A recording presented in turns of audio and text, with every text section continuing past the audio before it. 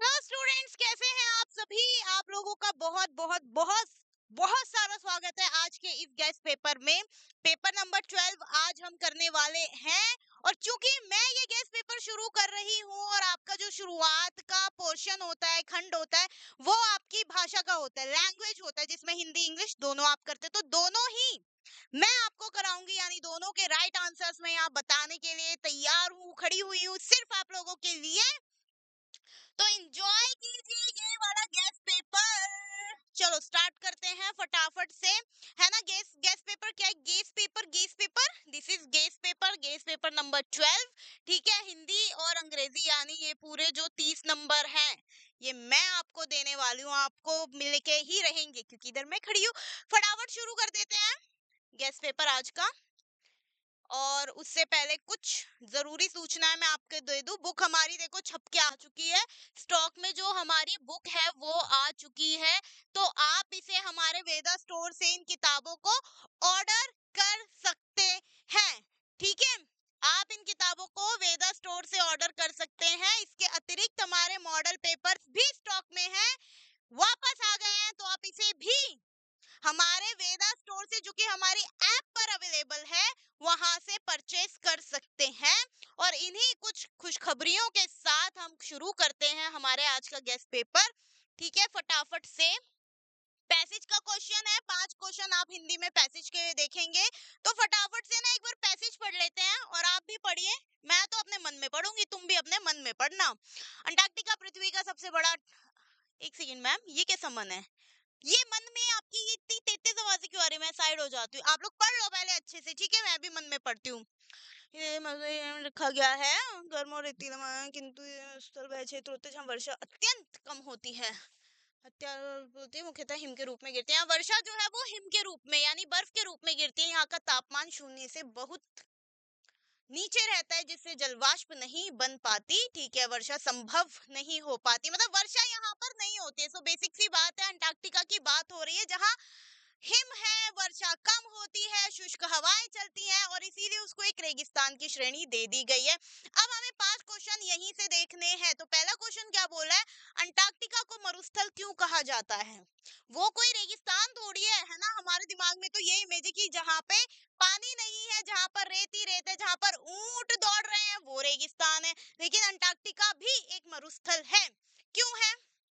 क्योंकि वहां रेत पाई जाती है, तापमान बहुत अधिक है, वनस्पति नहीं होती, या फिर वहां पर जो वर्षा है वो बहुत कम होती है। तो आंसर डी यहाँ पर एकदम करेक्ट हो जाएगा, इधर पैसेज में ही लिखा हुआ है। चलो सेकंड क्वेश्चन, गद्यांश के अनुसार मरुस्थल की वैज्ञानिक परिभाषा क्या है? विज्ञान ने क्या परिभाषा दी है और वही आपके गद्यांश में भी बताई हुई है। तो फटाक से देख लो एक बार जल्दी से।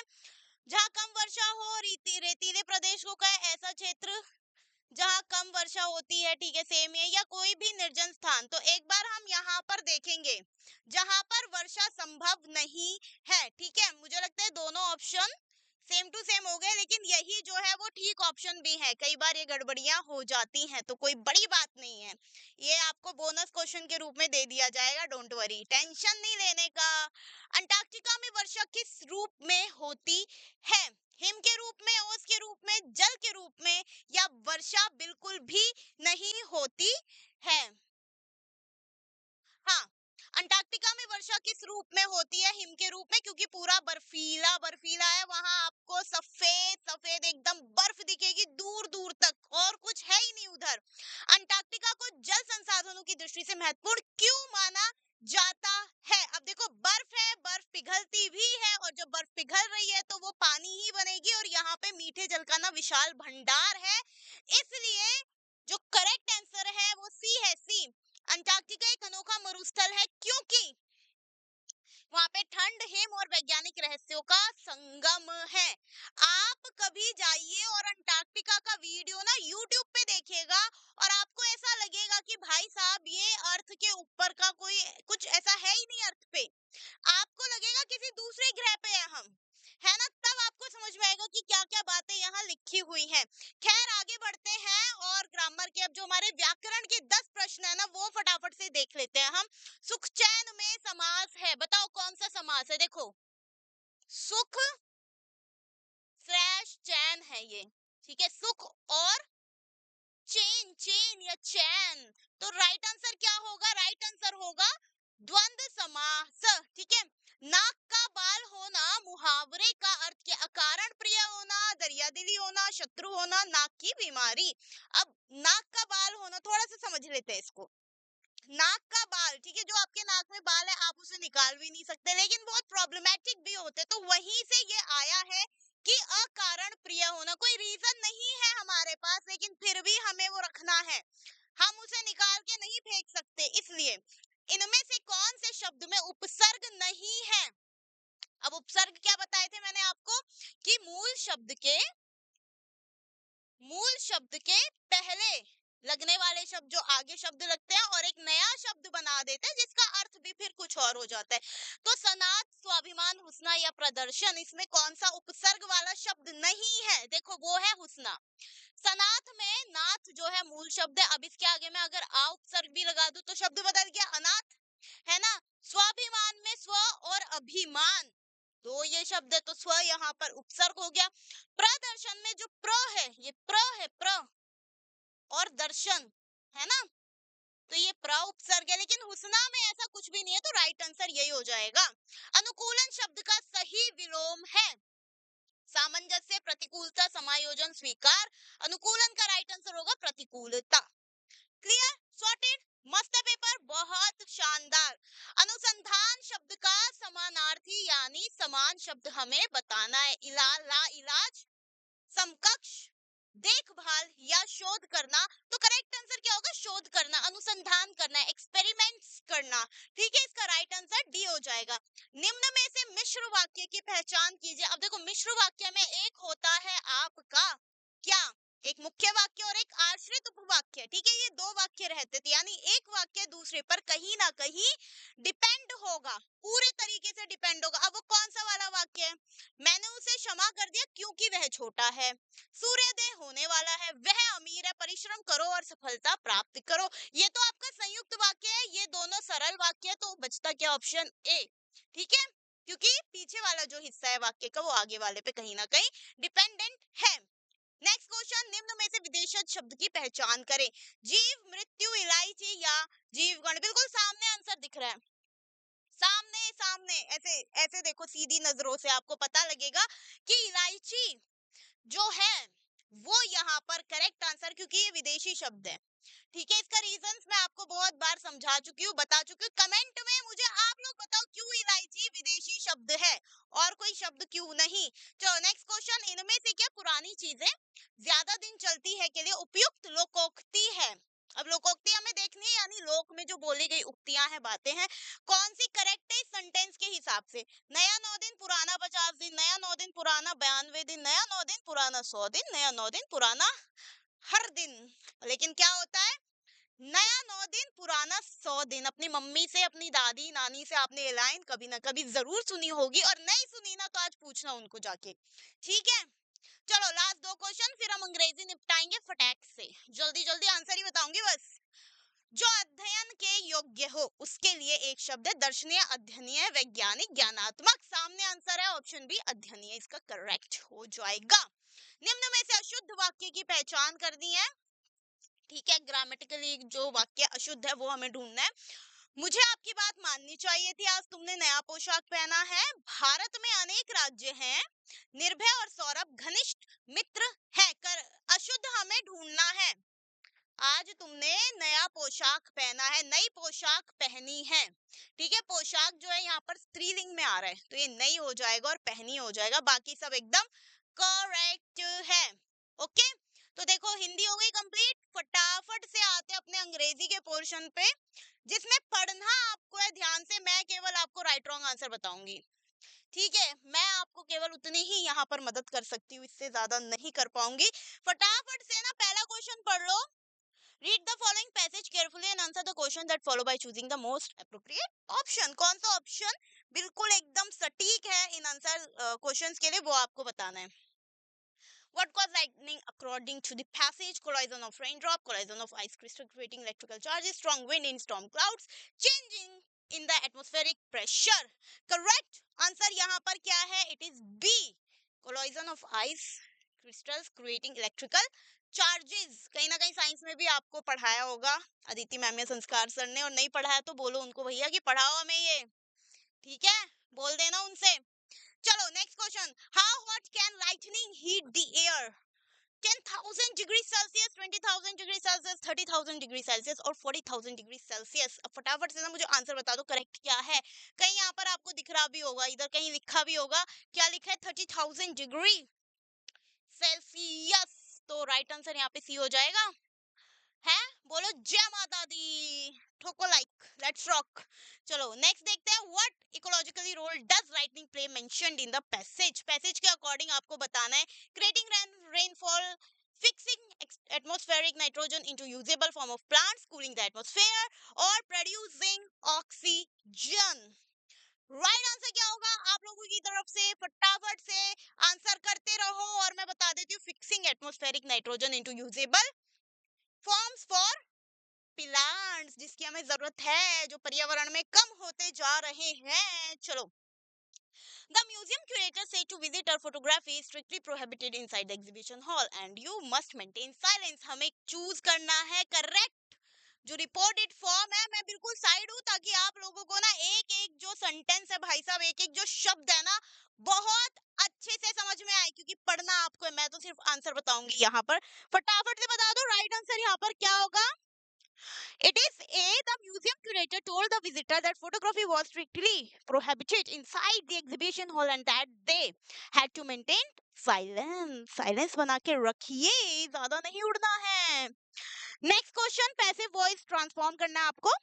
20th question, the innovation lab created prototypes for sustainable packaging solutions। Solution, right answer क्या है इधर? बताओ फटाफट से। It is prototypes for sustainable packaging solution were created by the innovation lab। ठीक है, चले आगे, आ रहा है समझ में? नेक्स्ट चलते हैं, choose the correct form of adjective और एडवर्ब कंप्लीटली ईच सेंटेंस। अब बताना है आप लोगों ने एकदम करेक्ट वाला, और सेंटेंस को पूरा करने की जिम्मेदारी भी आप लोगों की है, मेरी नहीं है भाई साहब, पहले हम बता रहे हैं तुम लोगों को। क्वेश्चन देखते हैं, the Greenland shark has dash life span of any vertebrate living over 400 years, long, longer, the longest या मोर लॉन्ग? फटाफट बता दो यार, ये तो बहुत ही आसान वाले क्वेश्चन है, वेरी इजी इट्स, है ना? The longest is the correct answer. The judge listened to the argument carefully and gave his decision dash without favoring either side। ठीक है, वैसे भी जज का काम यही होता है कि वो पक्षधर ना बने, जो सही है, जो सत्य है, जो उसी की तरफ बना रहे, ठीक है, वरना गलत हो जाएगा। तो राइट आंसर क्या है? Fair, fairness. फेयरनेस तो क्रीम आती है कि नहीं? Fairlie, fairest, it's Fairlie. Okay, चलो नेक्स्ट क्वेश्चन देखते हैं। The astronomers dash, अब हमें क्या बताना है? हेल्पिंग वर्ब, एक ऐसी क्रिया जो मदद कर रही है, हेल्पिंग है ना, उसका दिल अच्छा है इसीलिए।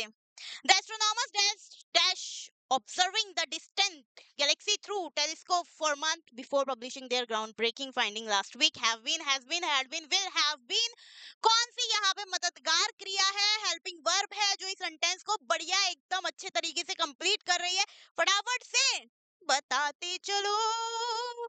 It's has been. अब ये यहाँ पर क्यों हेल्पिंग वर्ब है वो कमेंट में तुम लोग मुझे बताओगे, क्योंकि ये समझो कि मैडम को नहीं आती अंग्रेजी, अब सिखाना है तुम लोगों को, तो फटाफट कमेंट में ना बता देना इसका रीजन क्या है, ठीक है?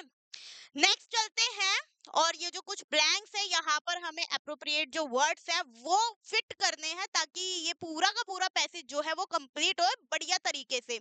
ओके, चलो देखते हैं, अवॉइडिंग, स्पेंडिंग, वेस्टिंग, लूजिंग, क्या आना चाहिए? Involving dash, what is the right answer? It's spending time in the natural forest environments। 25th, weakness, damages, strengths या फिर harms, क्या यहाँ पर करेक्ट आंसर होना चाहिए? It's C, strengthens। ठीक है, एक बार पढ़ते हुए चलो, ठीक है, प्रेशर स्ट्रेंथेंस इम्यून फंक्शन।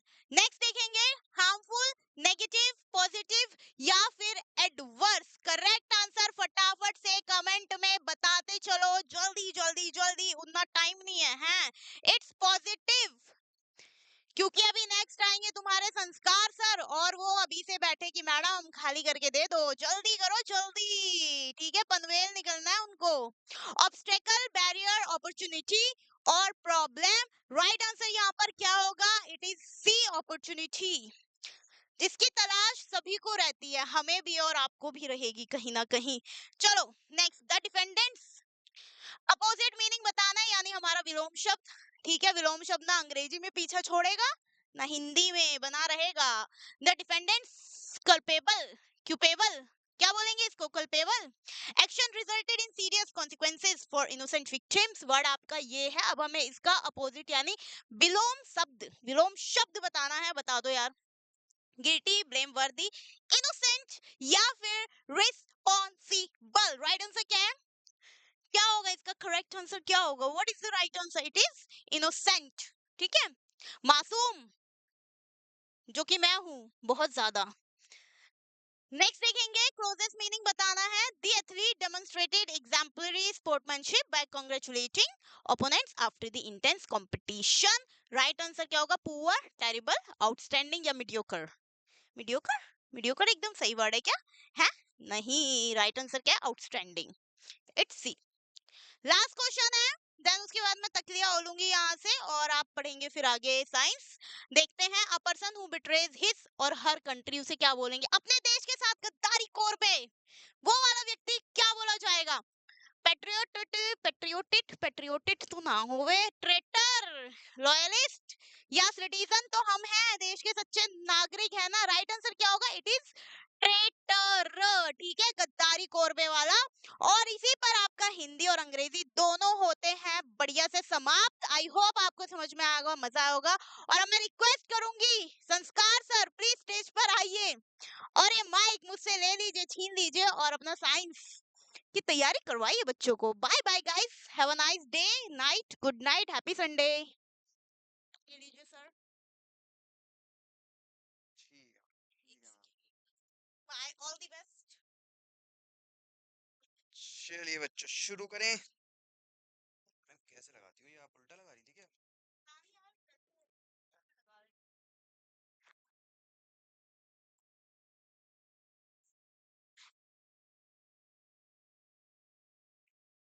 एक मिनट रुकेंगे बस बच्चे।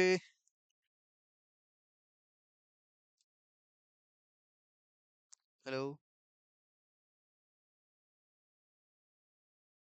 Hello hello hello hello hello, एक मिनट बेटा।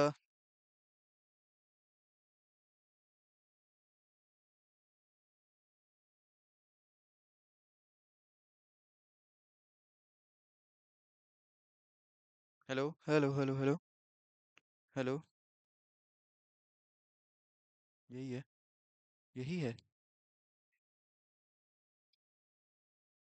Hello hello hello hello hello hello. ठीक है ठीक है ठीक है ठीक है।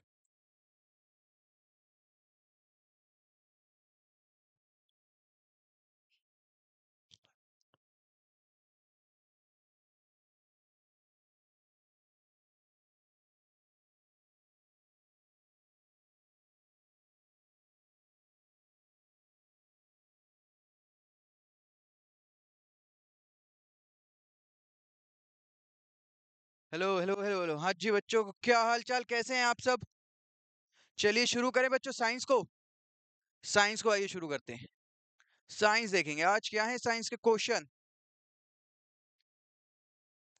कहाँ से शुरू है हमारी साइंस? ये तो 64 है। चलिए चलिए चलिए, आ गया 66 हमारा। चलो बच्चों जल्दी से बताएंगे।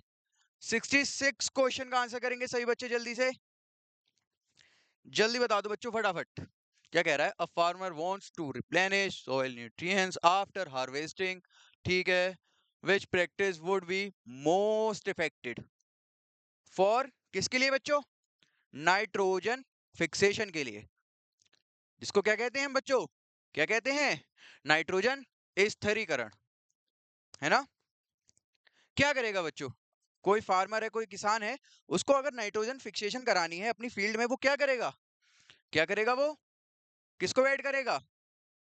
किसको ऐड करेगा? क्रॉप रोटेशन कर देगा। और किसके साथ बच्चों? लेगुमिनस, जो हमारे प्लांट होते हैं ना, फलीदार जो पेड़ होते हैं, फलीदार पौधे होते हैं, जिनको और अब क्या कहते हैं बच्चों, दलहनी पौधे कहते हैं, उनके साथ क्या करेगा बच्चों, क्रॉप रोटेशन कर देगा। ठीक है ना। चलिए नेक्स्ट की तरफ बढ़ते हैं, अगला देखते हैं। अगला क्या कह रहा है, 67 क्या कह रहा है, during pasteurization of milk at 72 degree Celsius for 15 to 30 seconds which of the following occur. क्या कह रहा है वो, हम पास्चराइजेशन करते हैं, उससे क्या होता है, क्यों कर रहे हैं हम, क्या है इसके पीछे का हमारा मकसद, क्या होगा, क्या सभी सूक्ष्मजीवी पूरी तरह नष्ट हो जाते हैं, हानिकारक बैक्टीरिया नष्ट हो जाते हैं, या फिर केवल विषाणु नष्ट होते हैं, या फिर क्या है, लैक्टोबैसिलस बैक्टीरिया तेजी से बढ़ने लगते हैं, क्या होगा बच्चों, क्या लग रहा है आपको, क्या होगा, तो क्या होगा इसका ऑप्शन बी बिल्कुल हमारा बच्चों करेक्ट हो जाएगा, है ना। चलो बहुत बढ़िया बच्चों, बहुत बढ़िया, बहुत बढ़िया, आ रहे हैं कमेंट, आ रहे हैं, चलो बहुत बढ़िया बच्चों, ठीक है ना। चलिए आइए अगला देखते हैं, अगला क्वेश्चन देखते हैं क्या कह रहा है बच्चों, when a turning fork of frequency, अच्छा ठीक है, फ्रीक्वेंसी दे दी और क्या दे दिया हमें, नंबर ऑफ वाइब्रेशंस दे दिए, है ना, क्या दे दिया हमको बच्चों, आवृत्ति दे दी और कंपन दे दिए, है ना, और पूछ क्या रहा है हमसे, टोटल टाइम पूछ रहा है, क्या पूछ रहा है हमसे, कुल समय पूछ रहा है, यानी कि क्या बच्चों, टी पूछ रहा है हमसे, है ना। टी कैसे निकालेंगे, टी कैसे निकालेंगे, हमको क्या दिया है बच्चों, नंबर ऑफ वाइब्रेशंस दिए हैं, और क्या दिया है बच्चों हमको, फ्रीक्वेंसी दी है ना, क्या दी है, और फ्रीक्वेंसी दी है। अब क्या करेंगे, सिंपल सिंपल दोनों की वैल्यू रखनी है ना, तो क्या है, क्या आएगी, 20 डिवाइड बाई किसने से बच्चों, 512 से, सॉल्व कर लेंगे, जो आएगा वही आंसर होगा। ठीक है, करके देख लें एक बार, करके देख लेते हैं एक बार, करके देख लेते हैं, रुको एक बार बच्चों करके देख लें। चलिए आ गई, आ गई, आ गई, तो क्या आई बच्चों, इसका क्या आया ना, इसका आया मेरा 0.0396, ऐसा सा कुछ ऑप्शन होगा, क्या हो गया बच्चों, ऑप्शन ए बिल्कुल ठीक हो गया, है ना बच्चों, ये दिख रहा है तुम्हें कलर, दूसरा ले लें क्या, ये दिखेगा, ये भी लाइट है ना, दूसरा लेते हैं, ठीक है, ये ठीक है, ठीक है ना, ये ठीक है, ये ठीक है, ये दिख रहा है ना बच्चों को, ये दिख रहा है, हाँ बहुत बढ़िया।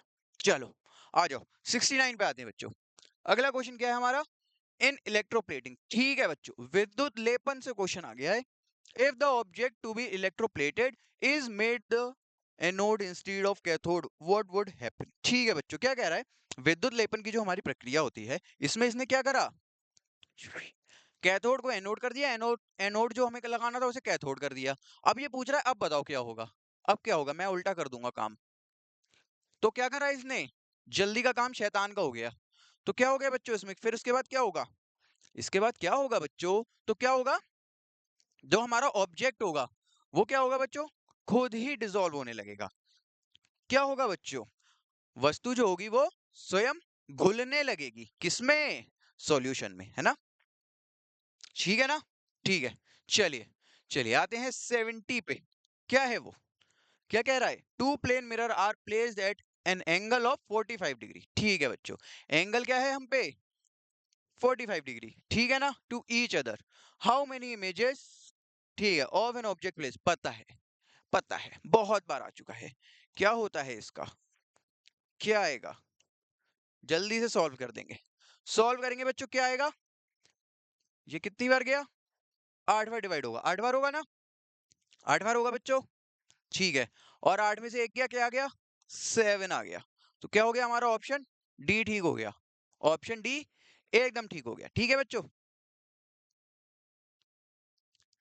ठीक है बच्चों, चलो आगे बढ़े, आगे बढ़ते हैं, अगला क्वेश्चन देखते हैं, 71 पे आते हैं बच्चों, which statement about the combustion of LPG, ठीक है इज करेक्ट, जल्दी बताएंगे एलपीजी के बारे में कौन सी स्टेटमेंट इन चारों में से सही है, सही है, सही बतानी है, कुछ क्वेश्चन आते हैं उसमें सही पूछता है, कुछ में गलत पूछता है, तो ये बच्चों ये जो ये लास्ट का वर्ड है ना, ये देख के चला करो, कभी कभी यहाँ पे इनकरेक्ट लिख देता है और बच्चे करेक्ट पे टिक लगा के आ जाते हैं, तो क्या हो जाते हैं, फिर वो वहां से गलत हो जाते हैं, ठीक है ना। चलिए बताएंगे क्या है बच्चों, सही कथन कौन सा है, यह है तीव्र देह और प्रक्रिया है और स्वच्छ नीली ज्वाला। ठीक है ना? क्या हो गया बच्चों हमारा? सी ऑप्शन ठीक हो जाएगा। सी ऑप्शन बिल्कुल बिल्कुल ठीक हो जाएगा, है ना? सी ऑप्शन क्या हो गया बच्चों हमारा? ठीक हो गया। ठीक है, ठीक है, चलो आगे चले। आगे चलते हैं 72 की तरफ। 72 देखते हैं। ये दिखेगा आपको, ये दिखेगा। 72 की तरफ चलते हैं। तो क्या है? A student observe that sound travel faster in which sequence of media at the same temperature. बताना है बच्चों, साउंड जो ट्रेवल करती है वो अलग अलग मीडियम में, हम हमें पता है साउंड अलग अलग मीडियम में अपनी अलग अलग स्पीड से ट्रेवल करती है। और साउंड ट्रेवल क्यों करती है?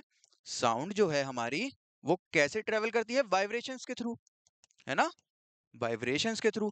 और हमें पता है वाइब्रेशन किस में ज्यादा होंगे? जिनके पार्टिकल्स पास पास होंगे, है ना? पार्टिकल नियर बाई होंगे, नियर बाई होंगे। और हमें पता है पार्टिकल सबसे ज्यादा पास किस में होते हैं बच्चों? किस में होते हैं? सॉलिड में होते हैं। सॉलिड में होते हैं। फिर उसके बाद किस में होंगे? वाटर में होंगे, या फिर हम क्या कहें, लिक्विड में होंगे, है ना? या फिर किस में होंगे? लिक्विड में होंगे। और फिर किस में होंगे बच्चों? गैस में होंगे, है ना? गैस में होंगे। तो पहले क्या देखना है हमको? सॉलिड, फिर वाटर, और फिर क्या देखना है हमको? गैस देखना है। तो क्या है? Option B. स्टील क्या है हमारा बच्चों? सॉलिड है। वाटर क्या है? लिक्विड है। और एयर क्या है हमारी? गैस है ना? तो ऑप्शन क्या हो गया बच्चों? ऑप्शन बी इसमें बिल्कुल ठीक हो गया। ठीक है ना? चलिए आइए 73 पे आते हैं। During the menstrual cycle the release of egg from the ovary, ठीक है, typically occurs on which day? जल्दी बताएंगे, जल्दी बताएंगे ये, फटाफट से आंसर करेंगे, फटाफट से बताएंगे। क्या है? मासिक धर्म चक्र के दौरान अंडाशय से अंडाणु का उत्सर्जन सामान्यतः किस दिन होता है? किस दिन होता है? 14वें दिन होता है, या पहले दिन होता है 21वें दिन, या 28वें दिन? तो क्या होगा बच्चों? ऑप्शन ए बिल्कुल हमारा ठीक होगा। ऑप्शन ए बिल्कुल हमारा ठीक होगा बच्चों। ठीक है ना? समझ आया? चलिए 74 की तरफ बढ़ते हैं। चलिए आगे आपका मैच द कॉलम, जल्दी से।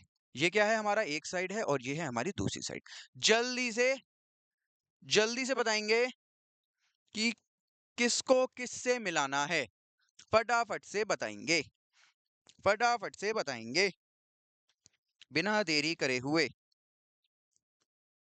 ठीक है, ठीक है, देखें, देखें क्या होगा, देख लें क्या होगा। हम्म, ठीक है, देखें, आओ देखते। लेवलिंग क्या होगा? लेवलिंग क्या होगा?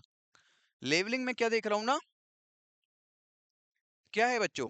मेकिंग सॉइल सरफेस यूनिफॉर्म, है ना? यही होता है ना? समतलीकरण जो हमारा होता है वो क्या होता है? सतह को, मिट्टी की सतह को समतल बनाना। तो क्या हो गया? पहले का हो गया क्यू, पहले का हो गया हमारा क्यू। ठीक है, इसमें ढूंढ ले क्यू, क्यू ढूंढ ले, क्यू ढूंढ ले। क्यू किस में है बच्चों? बी ऑप्शन में, और किसी में है ही नहीं। एक ढूंढो, पूरा आंसर। ठीक है ना? देखो कितनी अच्छी बात है, आपको चार में से किसी एक के बारे में पता हो और आपको आंसर मिल जाना है सीधे सीधे, बिल्कुल सीधे सीधे। चलो आ गया दूसरा मैच द कॉलम आ गया। जल्दी बताएंगे, जल्दी से बताएंगे। हाँ जी, जल्दी बताएंगे। मायोपिया, हाइपरमेट्रोपिया, विजुअली इंपेयरमेंट, या फिर क्या है? अच्छा, ठीक है, हाँ जी, चलिए बताइए।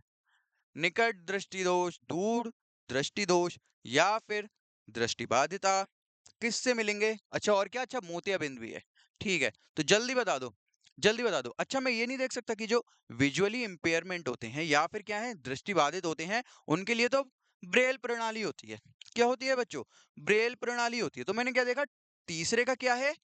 क्यू है ना? अब मैं तीसरे का क्यू ढूंढ लूं। तीसरे का क्यू किसमें है? ए ऑप्शन बिल्कुल हमारा ठीक हो गया, है ना? तीसरे का क्यू, तो ए ऑप्शन बिल्कुल बच्चों ठीक, है ना? एक ढूंढा, पूरा आंसर मिल जाएगा। समझे? ऐसे ही करना है तुम्हें, मतलब पता तुम्हें देखो सब होना चाहिए, पता सब होना चाहिए। क्या पता क्या पूछ ले, है ना? चलो आगे, अगला बताएंगे, अगला बताएंगे। चलो अरेंज कर दो इनको फटाफट से, इनको इनके सही क्रम में अरेंज कर दो। हमारे पास चार ऑप्शंस है, चार स्टेप्स है। इनको क्या करना है, अरेंज करना है।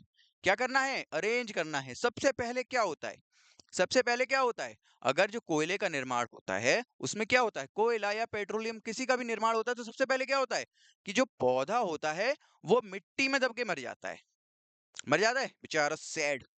आरआईपी, आरआईपी हो गया हमारे पौधे का। ठीक है, चलो फिर क्या होता है बच्चों, फिर क्या होता है, फिर पीट का निर्माण होता है, पीट का निर्माण होता है। पीट के बाद किसका होता है, लिग्नाइट का होता है। और फिर क्या होता है हमारा, एंथ्रासाइट होता है। ठीक है, तो क्या हो गया हमारा, सबसे पहले 2 आया, फिर 4 आया, फिर क्या आया, 1 आया, फिर क्या आया, 3 आया। तो ऑप्शन डी हमारा ठीक हो गया। ऑप्शन डी बिल्कुल बिल्कुल क्या हो गया बच्चों, ठीक हो गया। चलो आ जाओ 77 पे आ जाओ, 77 पे आ जाएंगे। चलो इन्हें भी जल्दी से फटाफट अरेंज कर दो, फटाफट अरेंज कर दो। ये किससे है बच्चों, साउंड से है। हमें साउंड सुनाई देती है तो उस बीच कौन कौन से स्टेप्स होते हैं, जल्दी बताएंगे, फटाफट बताएंगे, फटाफट बताएंगे। छोटा सा तो यही दिख गया मुझे, क्या है, सबसे पहले तो थर्ड आएगा। क्या होगा, सबसे पहले जो हमारी साउंड की वाइब्रेशंस होंगी वो क्या हवा में ट्रेवल करेंगी तभी तो हमारे पास आएंगी, है ना। तो क्या हो गया, सबसे पहले तो 3 आ गया, तो बी और डी तो ऐसे ही कैंसिल। अब बताओ, अब बताओ, अब बताएंगे, अब क्या होगा, अब क्या होगा, वाइब्रेशन कहाँ पहुंचेंगी बच्चों, कर्णपटल, या फिर कहाँ बच्चों, ईयर ड्रम में, है ना। तो 3 के बाद तो कौन सा हो गया हमारा, ऑप्शन ए बिल्कुल बिल्कुल ठीक हो गया, ऑप्शन ए ठीक हो गया। हम्म, चलिए, चलिए नेक्स्ट आते हैं। नेक्स्ट क्या है बच्चों, 78 देखेंगे। क्या है, identify the correct statement about lightning. ठीक है, किसके बारे में बच्चों, बिजली के बारे में सही कथन बताना है, सही स्टेटमेंट बतानी है। क्या होगी वो स्टेटमेंट, ठीक ठीक है, मैं थोड़ा साइड हूं, साइड होते हैं इधर, जल्दी पढ़ेंगे। करेक्ट स्टेटमेंट,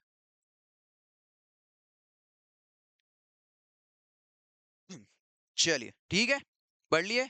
चलिए देखते हैं क्या है, lightning always strike the shortest, नहीं। Conduct, conductor attract lightning to building, नहीं। क्या है, lightning is caused by accumulation of charge in cloud. कौन सा ठीक हो गया बच्चों, कौन सा ठीक हो गया, बादलों में आवेश के संचय के कारण बिजली उत्पन्न होती है। ठीक है ना। चलिए आइए 79 पे आइए। Which statement about adolescence is incorrect. किशोरावस्था के बारे में पूछा है बच्चों, किशोरावस्था के बारे में क्या गलत है, क्या गलत है। अभी तक पूछ रहा था क्या सही है, अब पूछ रहा है क्या गलत है। तो क्या गलत है, क्या गलत है, क्या गलत है। एडम्स एप्पल बच्चों किस में होता है, एडम्स एप्पल किस में होता है, मेल्स में होता है ना, फीमेल्स में नहीं होता है। तो क्या हो गया, ऑप्शन सी गलत हो गया। ठीक है ना। चलिए नेक्स्ट आते हैं 80 question. Choose the correct statement, correct पूछ लिया, कभी इनकरेक्ट पूछ रहा है, कभी करेक्ट पूछ रहा है। ठीक है ना, चलो जल्दी बताएंगे, करेक्ट बताएंगे। करेक्ट क्या है, earthquake can be accurately predict, नहीं। और क्या है, seismic, seismic zones are region prone to, है ना। पी वेव्स ट्रेवल स्लोअर, नहीं। The point inside earth where earthquake originated is called epicentre, epicentre कहते हैं, एपिसेंटर कहते हैं, नहीं सर, फोकस कहते हैं। क्या कहते हैं, फोकस कहते हैं। तो क्या, और एपिसेंटर किसे कहते हैं, फोकस के जस्ट ऊपर जो हमारी अर्थ की सबसे लास्ट लेयर होती है ना, वो क्या कहलाती है बच्चों, वो एपिसेंटर कहलाती है। फोकस क्या है, फोकस तो जहां से बना है ना, ओरिजिनेट हुआ है जहां से भूकंप हमारा, तो वो होता है। तो ये भी गलत हो गया, ये भी गलत हो गया, ये भी गलत हो गया। सही कौन सा हो गया बच्चों, बी ऑप्शन बिल्कुल हमारा ठीक हो गया, है ना। बी ऑप्शन ठीक हो गया। चलिए 81 पे आते हैं। 81 क्या कह रहा है, which statement about light reflection is incorrect. चलो इनकरेक्ट बताना है, गलत बताना है, गलत बताएंगे, गलत बताएंगे बच्चे। The incident ray, reflected ray and normal lie in, ठीक है ये तो सही है। Angle of incident equal to, अच्छा ठीक है ये भी। डिफ्यूज रिफ्लेक्शन, मिल गया मिल गया मिल गया। क्या हो गया बच्चों, जो हमारा डिफ्यूज्ड रिफ्लेक्शन होता है या फिर कौन सा होता है बच्चों, विसरित परावर्तन होता है, वो हमारा खुरदुरी सतह से आता है ना। किससे आता है बच्चों, खुरदुरी सतह से आता है, चिकनी सतह से नहीं आता है ना। स्मूथ सरफेस से नहीं बच्चों, रफ सरफेस से आता है ना। जो हमें ब्लरी ब्लरी सा दिखता है थोड़ा, ठीक है ना। चलिए आइए 82 पे आते हैं। An earthquake of magnitude 7 on the Richter scale is how many times stronger than an earthquake of magnitude. जल्दी बताएंगे, निकाल लें, इसको निकाल लेते हैं, है ना। तो क्या करना है हमको, बस 7 माइनस 5 करना है, 2 आया। और इस 2 का क्या करना है बच्चों, इस 2 को 10 की पावर में रख दें, सीधे सीधे निकल आएगा। तो क्या आ गया बच्चों, 10 की पावर 2 क्या होती है हमारी, 100 गुना। क्या होती है बच्चों, 100 गुना होती है, ठीक है ना। ठीक है बच्चों, ठीक है, ठीक है।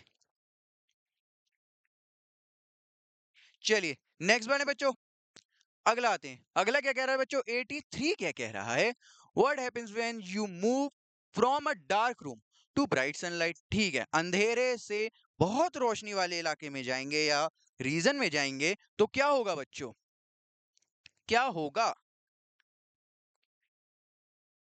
क्या होगा,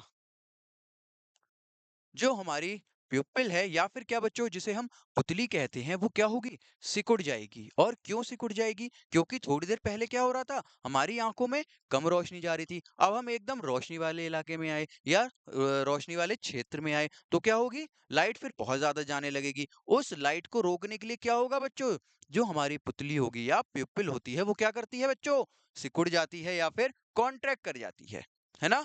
चलिए 84 पे आ जाइए। 84 आ गया आपका, इलेक्ट्रोप्लेटिंग से क्वेश्चन आ गया, जल्दी से बताएंगे। एक सरल विद्युत लेपन व्यवस्था क्या है, दिस डायग्राम शो है सिंपल इलेक्ट्रोप्लेटिंग सेटअप, ठीक है, विच कंपोनेंट इज इनकरेक्टली लेबल्ड। ठीक है, अच्छा बताना है। एक सरल विद्युत लेपन व्यवस्था का चित्र दिखाया गया है, निम्नलिखित में से किस घटक को गलत नामांकित किया गया है। किसे गलत नामांकित किया गया है, या करा भी गया है या नहीं, ये भी देख लेना बच्चों, करा भी गया है या नहीं। ये तो तुम्हें चकमा देने के लिए कह रहा है, बताओ कि मैं कहाँ पे गलत हूं। अब तुम्हें ये देखना है कि ये गलत है भी या नहीं, है ना। बैटरी तांबे की प्लेट, ठीक है, कैथोड नाम दे दिया उसको, और इसको एनोड दे दिया, ठीक है। तो मैं क्या देख रहा हूँ, मैं क्या देख रहा हूँ बच्चों, मैं क्या देख रहा हूँ, सी ऑप्शन क्या है वो, ए और बी दोनों सही हैं, दोनों सही हैं, कुछ गलत नहीं है, कुछ गलत नहीं है। चलिए आइए 85 पे आते हैं। Select the group date contains only good conductor of electricity. अच्छे विद्युत चालक बताने हैं हमको। जो हम पे चार ऑप्शन हैं, इसमें क्या देखना है कि चारों में, मतलब चारों में से किस में हमारे सारे अच्छे विद्युत चालक हैं या गुड कंडक्टर्स हैं। तो क्या आएगा, सबसे पहले में रबड़ तो नहीं है, रबड़ नहीं है, और क्या है इसमें हम देखें तो ये भी नहीं है, ठीक है, डिस्टिल वाटर ये भी नहीं है। तो क्या हो गया बच्चों, बी ऑप्शन हमारा ठीक हो गया, ठीक है। एल्यूमिनियम भी है, लोहा भी है, पारा भी है, और ग्रेफाइट भी है, ग्रेफाइट भी है। हम्म, ठीक है ना, ठीक है ना। चलिए बच्चों आपके लिए एक छोटी सी इंफॉर्मेशन, और छोटी सी नहीं बहुत बड़ी खुशखबरी, जो क्या है बच्चों, आपको जैसा कि पता है कि वेदा एकेडमी पे शुरू हुआ है बच्चों आरएम 2.0, जो हमारे छोटे छोटे 9th क्लास के आपके बच्चों के लिए होने वाला है। तो बच्चों आपका कोई ऐसा दोस्त है, कोई ऐसा जानने वाला पड़ोसी क्या है, जिसके साथ आप जेएनवी में जाना चाहते हैं, जो और अच्छे से तैयारी करना चाहते हैं, तो क्या करेंगे बच्चों, अभी प्ले स्टोर पे जाएंगे, वेदा एकेडमी ऐप को डाउनलोड करके हमारे आरएम 2.0 बैच में एनरोल हुए। इसमें क्या मिलेगा बच्चों, आपको live classes, doubt solving session, और क्या क्या है बच्चों, हमारे किट है, वेदा की किट है ना, उसमें क्या है आपको बुक्स मिलेगी, और क्या है बच्चों, हमारे पीवाईक्यू के जो सेट होते हैं, हमारे प्रैक्टिस सेट होते हैं, जो मॉडल पेपर्स होते हैं, जिनको आप और क्वेश्चन उसमें लगाएंगे ना, तो क्या होगा बच्चों, आपकी प्रैक्टिस और अच्छे से हो जाएगी, और जिसके बाद तो फिर आपको जेएनवी जाने से कोई रोक ही नहीं सकता, है ना। तो बच्चों जो जो चाहते हैं ना कि मेरा तो जेएनवी हो ही जाए, तो अभी जाइए वेदा ऐप को डाउनलोड कीजिए और हमारे आरएम 2.0 बैच में एनरोल कीजिए। और इसके साथ साथ जैसा कि आप सबको पता है, वेदा ले आया है अपनी स्टडी गाइड्स, जो कि हमारे 6 और 9th क्लास दोनों बच्चों के लिए होने वाली है। और सबसे बड़ी बात, ये हमारी इंग्लिश मीडियम और हिंदी मीडियम दोनों के लिए होने वाली है ना। किसके लिए बच्चों, हिंदी और इंग्लिश मीडियम दोनों के लिए होने वाली है। तो सभी बच्चों के लिए ये एकदम ऐसा मौका है कि, और क्यों है ये मौका, डिस्काउंट भी तो चल रहा है ना बच्चों। तो बेटा जल्दी से जाइए अपनी तैयारी को और अच्छा करना है ना, और ऐसे पहुंचाना है कि बिल्कुल कोई पहुंच ही ना पाए आपके पास, तो जल्दी से जाइए और अभी वेदा ऐप को डाउनलोड करके उसमें ना आपको साइड में वेदा स्टोर दिखेगा, तो वहां से आप बुक परचेस कर सकते हैं, या फिर क्या कर सकते हैं, मॉडल पेपर्स परचेस कर सकते हैं। क्या कर सकते हैं बच्चों, मॉडल पेपर्स भी आप ले सकते हैं। मॉडल पेपर्स में आपको क्या मिलेगा, ओएमआर शीट के साथ। जैसी आपको कहाँ मिलने वाली है बच्चों, कहाँ मिलेगी, जैसी ही आपको जेएनवी में देंगे ना ओएमआर शीट, वैसी ही ओएमआर शीट के साथ में आपको कुछ मॉडल पेपर्स दिए जाएंगे, जिसमें आपको क्या करना है, उसको सॉल्व करना है, एक तरह सॉल्व करना है। और सॉल्व किस में करेंगे हम, ओएमआर शीट में करेंगे। कहाँ करेंगे, ओएमआर शीट। और फिर आपको इसके साथ साथ क्या मिलेगी, इसके साथ आपको मिलेगी हमारी आंसर की भी, जिसके आप क्या करेंगे बच्चों, जिसके बाद में आप आराम से अपने सारे क्वेश्चंस के आंसर वेरीफाई कर सकते हैं। ठीक है, इसके बाद भी अगर आपके मन में कोई भी डाउट रहता है, तो इस वीडियो के डिस्क्रिप्शन में आपको एक गूगल फॉर्म का लिंक मिलेगा, उसे खोलिए, अपना पूरा नाम डालिए, अपने पिताजी का नाम डालिए, अपना कॉन्टैक्ट नंबर के साथ साथ अपनी क्लास को जब आप सिलेक्ट करके सबमिट बटन पे क्लिक करेंगे, तो क्या होगा बच्चों, हमारी टीम आप तक रीच आउट कर लेगी और क्या करेगी, आपके सारे डाउट, सारे क्वेश्चन जो भी हैं मन में, उन सब का समाधान क्या होगा बच्चों, सबका समाधान किया जाएगा। ठीक है ना बच्चों, चलिए आते हैं हमारे 86 क्वेश्चन पे। क्या कह रहा है बच्चों, एक दो स्टेटमेंट आ गए, अब क्या कह रहा है ये, क्या कह रहा है, बताओ कि कौन सा सही है कौन सा गलत है, या दोनों सही है या दोनों गलत है। तो जल्दी बताएंगे, 86 आ गई है। 86 क्या कह रही है, animals like deer, rabbits and monkey are found in Pachmarhi biosphere reserve. ठीक है बच्चों, पहली तो मुझे ठीक लग रही है, पहली तो ठीक लग रही है मुझे। दूसरी क्या है, biosphere reserve protect endangered species in their natural habitat. अब ये बताएंगे कि ये ठीक है या नहीं है, या क्या है, इसमें कोई दिक्कत है, और दिक्कत है भी अगर तो क्या है, क्या है, जल्दी बताएंगे, फटाफट से आंसर करेंगे, फटाफट से आंसर करेंगे, फटाफट से आंसर करेंगे। और आंसर क्या करेंगे कि दोनों ठीक हैं, किसी में कोई दिक्कत नहीं है। बायोस्फीयर रिजर्व क्या होता है, जहां जो हमारे एनिमल्स होते हैं उनको उन्हीं की स्पीशीज में रखा जाता है, और सिर्फ एनिमल्स ही नहीं, वहां के जो पेड़ होते हैं, मतलब कि हमें पूरा उसका इकोलॉजिकल एनवायरनमेंट होता है वो सेव करना होता है ना। चलो 87 पे आते हैं। 87 क्या है, the loudness of sound depends on the amplitude of vibration. ठीक है, higher frequency produce louder sound. अच्छा, अब ये बताएंगे कौन सा सही है कौन सा गलत है, या फिर दोनों सही हैं या फिर दोनों ही गलत हैं, जल्दी बताएंगे। 87 का आंसर करेंगे बच्चों। तो मैं क्या बताऊं ना बच्चों, मैं तुमको एक चीज बताऊं, जो लाउडर साउंड होती है वो किस पे डिपेंड करती है, वो किस पे डिपेंड करती है, और वो डिपेंड करती है बच्चों हमारी एम्पलीट्यूड पे। किस पे बच्चों, एम्पलीट्यूड, जो हम देखते हैं ना ऐसे करके। तो ये क्या होता है हमारा, ये होता है बच्चों एम्पलीट्यूड, है ना। ये क्या होता है, ये होता है हमारा एम्पलीट्यूड, और इसी पे डिपेंड करती है फ्रीक्वेंसी हमारी क्या होती है। फ्रीक्वेंसी क्या होती है कि एक सेकंड में कितने कितनी बार ये ऑसिलेशन कर रहा है। अगर मैं ये कर दूं, तो ये क्या हो गई, ये हमारी फ्रीक्वेंसी फास्ट फास्ट हो गई, है ना। तो ये फ्रीक्वेंसी हमारी फास्ट हो गई, लेकिन इसका जो हमारी लाउडनेस है इससे कोई मतलब नहीं है। अगर मैं करूं कि ये करा और ये बताए और फिर ये कर दिया, तो अब बच्चों यहाँ पे साउंड ज्यादा कौन सी होगी। अब मैं कह सकता हूँ ये जो दूसरा रीजन है, ये अगर इसे मैं बी कहूं और इसे ए कहूं, तो मैं क्या कहूंगा बच्चों, बी रीजन में ज्यादा लाउडनेस होगी, है ना। तो ये किस पे डिपेंडेंट है बच्चों, ये किस पे डिपेंडेंट है, हमारे एम्पलीट्यूड पे, है ना। चलिए, चलिए नेक्स्ट आते हैं बच्चों, नेक्स्ट आते हैं, क्या करना है बच्चों, स्टेटमेंट आर ट्रू, कौन सा कथन सही है, कौन सा कथन सही है, जल्दी बताएंगे। हमारे पास चार दिए हैं कथन, चार स्टेटमेंट्स हैं, जल्दी बताएंगे कि कौन कौन से इसमें सही होने वाले हैं। ठीक है, ठीक है, जल्दी बताएंगे, जल्दी बताएंगे। मैं भी देखूं जरा, मैं भी देखूं जरा। Water is support of combustion है, कहीं आग लग रही हो, पानी डालना, पानी डालने में पता लग जाएगा, इसका तो आंसर मिल ही जाएगा तुमको। और क्या है, सभी पदार्थों का प्रज्वलन ताप समान होता है, इग्निशन टेम्परेचर। मैं जिस टेम्परेचर पे कागज को जला सकता हूं, उसी टेम्परेचर पे क्या मैं लकड़ी जला सकता हूं, बताएंगे, जबकि कागज तो लकड़ी से ही बना है। हम क्या पढ़ते हैं बच्चों? कागज जो बना है किससे बना है? वो लकड़ी से बना है, लेकिन फिर भी उनके इग्निशन टेम्परेचर या फिर प्रज्वलन ताप में कितना डिफरेंस है ना? तो हमारा दो चार तो दूसरा और चौथा तो गलत हो गया। बच्चे कौन से? बच्चे कौन से बच्चों? बच्चे कौन से? बच्चे कौन से? एक और तीन, है ना? कौन सा सही हो गया बच्चों? अरे क्या हो रहा है? क्या हो रहा है ये? एक और तीन, है ना? तो बी ऑप्शन बिल्कुल ठीक हो गया। ठीक है ना? चलिए नेक्स्ट आते हैं। 89 क्या कह रहा है? 89 क्या कह रहा है? Which of the following statement about reproduction are true? ठीक है, रिप्रोडक्शन के बारे में सही कथन पूछ रहा है। ठीक है, इंटरनल फर्टिलाइजेशन अकर आउटसाइड, आउटसाइड है, ठीक है ना? ओविपेरस एनिमल लेज एग्स, ठीक है, ठीक है। Viviparous animal give birth to young ones, हैं, हैं।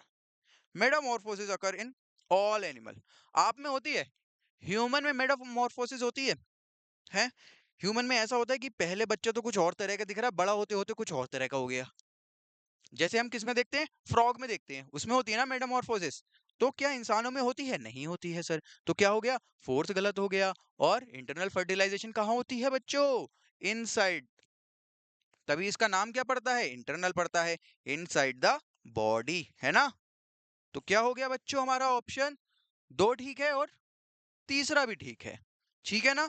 तो कौन सा हो गया बच्चों हमारा? ऑप्शन ए बिल्कुल एकदम ठीक हो गया। ठीक है ना? ठीक है ना बच्चों? ठीक है। चलिए नेक्स्ट आते हैं। नेक्स्ट क्या कह रहा है? ट्रू स्टेटमेंट, ट्रू स्टेटमेंट बतानी है चार्जिंग के लिए, ठीक है ना? ठीक है, जल्दी बताएंगे। सही कथन पहचानना है, सही कथन पहचानना है किसके लिए बच्चों? आवेशों के ऊपर।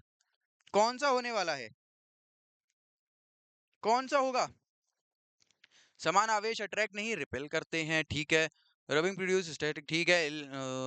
और एक्सिस चार्ज ऑफ, ठीक है। तो क्या हो गया बच्चों इसमें? सी ऑप्शन ठीक हो गया। ठीक है, चलिए 91 पे आते हैं। 91 क्या कह रहा है? Student places a pencil in a glass of water and observe it from the side. ठीक है, क्या कह रहा है? एक छात्र पानी से भरे गिलास में पेंसिल रखता है और उसे किनारे से देखता है, तो क्या दिखेगा उसे? कौन सी ऑब्जर्वेशन होगी इसमें ठीक?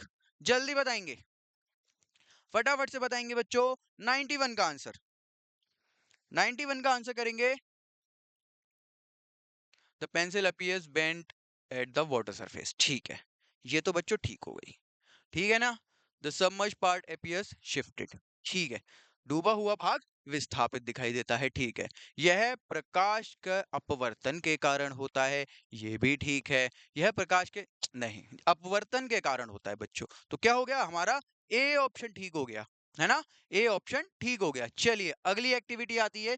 अगली गतिविधि क्या है? एक छात्र पानी में नमक घोलता है और बल्ब, बैटरी और नमक के घोल का उपयोग करके एक विद्युत परिपथ पूरा करता है। ठीक है, उसने क्या करा बच्चों? पूरा सर्किट बना लिया, ठीक है ना? अब उसकी स्टेटमेंट्स क्या है? ये आ गई, ठीक है ना? क्या है ये? अब बताएंगे उसमें से कि कौन सा स्टेटमेंट सही है। The bulb glows brightly, brightly करेगा क्या? बताएंगे बच्चे, फटाफट से बताएंगे। और क्या है? नमक का घोल एक अच्छा विलायक है, ठीक है। ये तो मैं, ठीक है, ये तो मैं कहूंगा। शुद्ध पानी भी उतनी ही अच्छी तरीके से नहीं, नहीं, नहीं, नहीं। आप अगर डिस्टिल वाटर ले लेंगे तो उसमें आयंस कहाँ से लाएंगे? और क्या करना है हमको? इलेक्ट्रिसिटी के लिए हमें पता है कि आयंस तो चाहिए है भाई, आयंस तो चाहिए, हमें फ्री आयंस चाहिए, है ना? फ्री आयंस चाहिए है, तो क्या होगा? शुद्ध पानी में जो हमारा प्योर वाटर होता है, जो हमारा प्योर वाटर होता है, वो उतनी अच्छे से नहीं कंडक्ट करेगा, है ना? अगर डिस्टिल ले लेंगे, ये डबल डिस्टिल, तो वो तो करेगा ही नहीं। प्योर वाटर को अगर मैं एक एज अ टैप वाटर देखता हूँ, है ना, तो टैप वाटर क्या होगा? वो तो नहीं करेगा। लेकिन अगर ये प्योर वाटर है, ये अगर यहाँ पे इसका मतलब है कि ये डिस्टिल वाटर है, तो भी नहीं करेगा। तो दोनों केसों में तो ये नहीं कर रहा है ना? तो क्या होगा बच्चों? थर्ड तो हमारा गलत ही हो गया। तो क्या होगा बच्चों? क्या होगा? क्या होगा? ऑप्शन बी ठीक होगा। क्या होगा? ऑप्शन बी एकदम ठीक हो गया। ठीक है ना? चलिए आते हैं नेक्स्ट पे आते हैं, क्या है बच्चों, क्लेडोस्कोप से आया है। In a kaleidoscope with 3 mirror arrange at 60 degree to each, how many images, ठीक है बच्चों, 60 डिग्री के कोण पे 3 शीशे रखे हैं, 3 क्या रखे हैं बच्चों, दर्पण रखे हैं क्लेडोस्कोप में। तो क्या आएगा, क्लेडोस्कोप किस लिए यूज किया जाता है, क्लेडोस्कोप किस लिए यूज किया जाता है, या फिर जब 3 दर्पण 60 डिग्री के एंगल पे बनते हैं, 60 डिग्री एंगल पे रखे जाते हैं, तो कितनी इमेजेस बनती हैं, कितनी बनती हैं, मल्टीपल इमेजेस बनती हैं, अनेक सममित आकृतियां बनती हैं, है ना, ठीक है ना। चलिए आते हैं 94 पे, 94 क्या कह रहा है, which gas is produced at the cathode when acidulated water undergoes electrolysis, ठीक है, अम्लीकृत जल में विद्युत अपघटन में कैथोड पर कौन सी गैस उत्पन्न होती है, अरे बहुत इजी, बहुत इजी, बहुत इजी, कौन सी होती है, हाइड्रोजन उत्पन्न होती है, हाइड्रोजन होती है, ठीक है ना, ठीक है ना बच्चों, समझ में आ रहा है, समझ में आ रहा है। अगर बच्चों आपको क्वेश्चन अच्छे लग रहे हैं, आप अगर आपसे हो रहे हैं ना क्वेश्चन, तो बच्चों अभी इस सेशन को लाइक कर दो और अपने उस दोस्त को भी भेज देना ना, जिसके साथ आप जेएनवी जाना चाह रहे हो, वो भी तैयारी करे, दोनों तैयारी करो ना साथ में, अकेले अकेले क्यों करना है बच्चों, कहीं भी जाओ, दोस्तों के बिना मजा नहीं आ रहा है, ठीक है ना, ठीक है ना बच्चों। चलो आ जाओ 95 पे आ जाओ, 95 क्या कह रहा है, two forces of 8 Newton and 6 Newton on a body in the same direction, same direction में हम पता है क्या करते हैं, प्लस करते हैं, दोनों को जोड़ देते हैं नेट फोर्स के लिए, तो क्या है 8 प्लस 6 क्या आ गए 14 न्यूटन आ गया, क्या आ गया बच्चों 14 न्यूटन आ गया, क्या हो गया, ऑप्शन सी ठीक हो गया, कौन सा हो गया, ऑप्शन सी ठीक हो गया, ठीक है। चलिए चलिए 96 पे आते हैं, 96 क्या है, which of the following is an example of diffused reflection, अभी थोड़ी देर पहले मैंने बताया था, अगर ब्लरी इमेज आ रही है तो क्या होगा बच्चों, अगर हमारा विसरित परावर्तन है तो क्या होगा, जो हमारा प्लेन होगा जिसपे लाइट टकरा रही है वो कैसी होगी, रफ होगी, है ना, रफ देखनी है, तो क्या है, प्लेन मिरर रफ नहीं होता, है ना, स्टिल वाटर सरफेस भी रफ नहीं होती, और क्या है, अगर हमारा पॉलिश मेटल देखेंगे तो वो भी रफ नहीं मिलेगा, तो रफ क्या मिलेगा बच्चों, हमें गत्ता मिलेगा, क्या मिलेगा बच्चों, कार्डबोर्ड मिलेगा, तो क्या हो गया, ऑप्शन सी बिल्कुल हमारा एकदम ठीक हो गया, ठीक है ना, ठीक है ना। चलिए 97 देखते हैं, 97 क्या कह रहा है, a force of 50 Newton act on an area of, अच्छा ठीक है, क्या है, एफ क्या है हमारा 50 न्यूटन, ठीक है, निकालना क्या है हमको, प्रेशर निकालना है, और एरिया क्या है हमारा 0.5 मीटर स्क्वायर, ये पॉइंट है बच्चों, ठीक है ना। अब हमें पता है प्रेशर क्या होता है, प्रेशर क्या होता है बच्चों, एफ अपॉन ए, एफ क्या है हमारा 50 है, ठीक है ना, ठीक है ना, और 0.5 पॉइंट हटाया, जीरो बढ़ाया, और क्या होगा, लो 100 पास्कल आ गया, क्या आ गया बच्चों 100 पास्कल आ गया, ठीक है ना, सी ऑप्शन बिल्कुल ठीक हो गया। चलिए 98 पे आइए, ब्रेल सिस्टम के बारे में आ गया, ब्रेल लिपि का विकास किसने किया था, बहुत इजी, सामने ही लिखा है आपके, ऑप्शन में ही आंसर दे दिया, इतने अच्छे ऑप्शन बच्चों कौन देगा, कौन देगा, क्या लिखा है, उनके तो नाम के लास्ट में ही ब्रेल है ना, तो ब्रेल सिस्टम किसने दिया था बच्चों, लुइस ब्रेल ने दिया था, ठीक है। चलो कैलोरीफिक वैल्यू के ऊपर से एक क्वेश्चन आया है, ईंधन का ऊष्मीय मान किस इकाई में मापा जाता है, कैलोरीफिक वैल्यू क्या होती है, कैसे निकालते हैं, इसकी डेफिनेशन क्या होती है,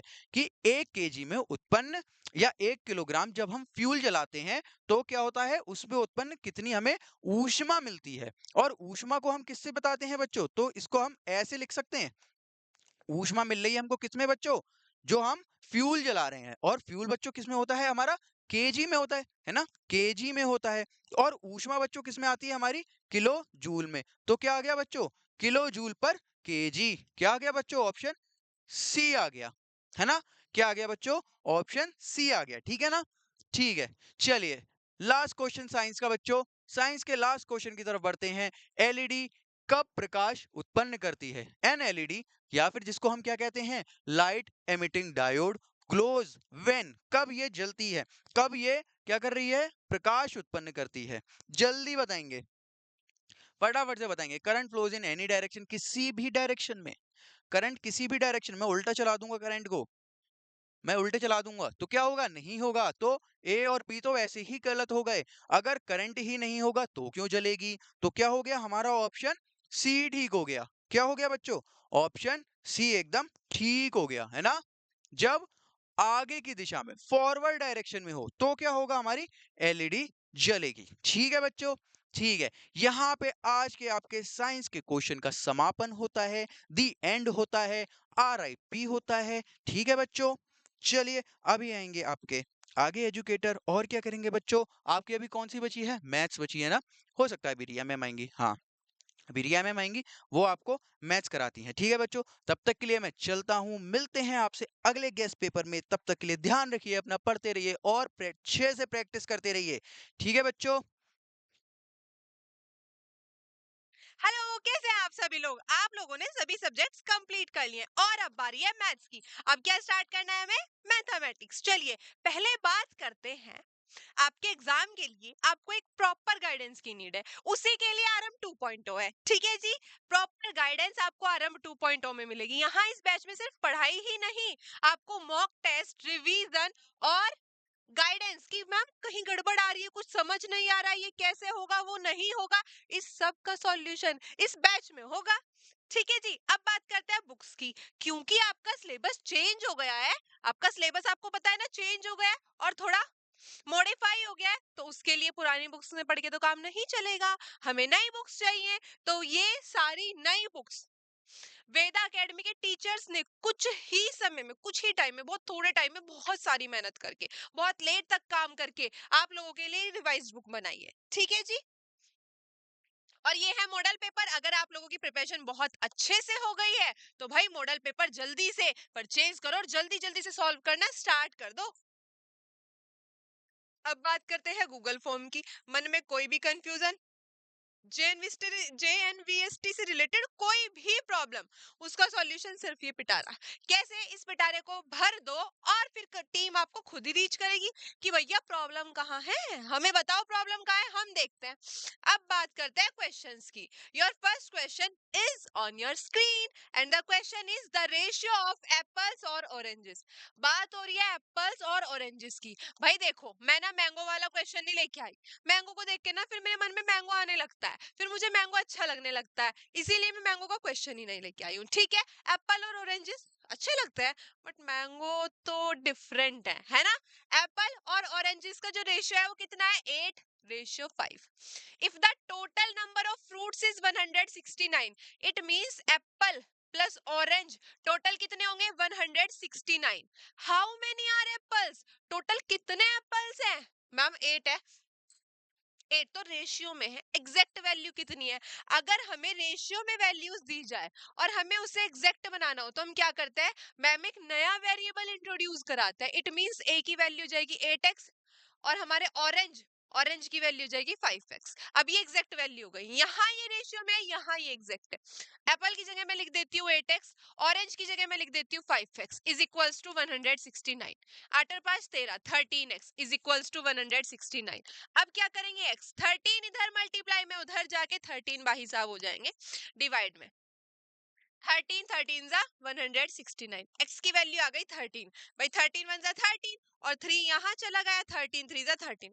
x की वैल्यू कितनी आ गई आपकी? 13। x की वैल्यू कितनी आ गई आपकी? 13। अब x क्या है हमारा? ये 8 मल्टीप्लाई बाय 30। हमें किसकी वैल्यू बतानी है? हमें किसकी वैल्यू बतानी है? हाउ मेनी एप्पल्स, हमें एप्पल्स की ही बतानी है। तो ये कितना हो जाएगा? 104। ये हो जाएगा 104। ऑप्शन ए, 31 का option A.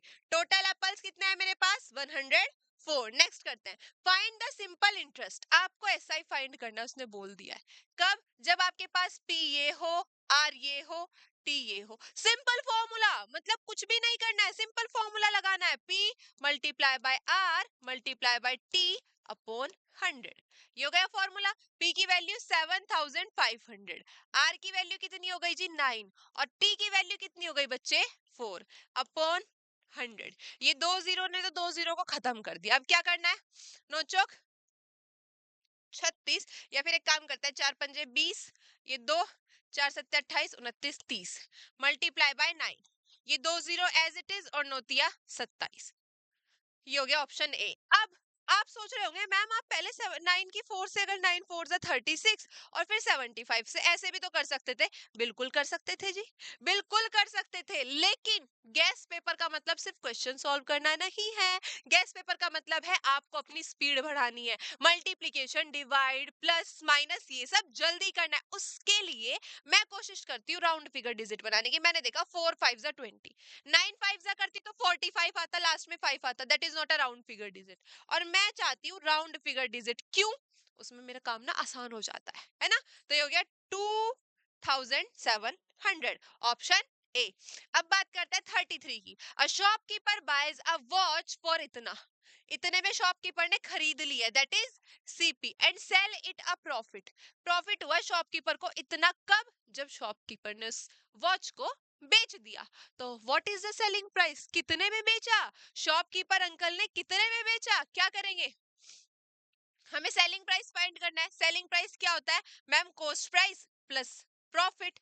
But we have not profit. Profit लाना पड़ेगा, कहां से लाएंगे प्रॉफिट? पहला काम क्या है? प्रॉफिट फाइंड करता है। चलो जी प्रॉफिट फाइंड करते हैं। कितना होगा प्रॉफिट?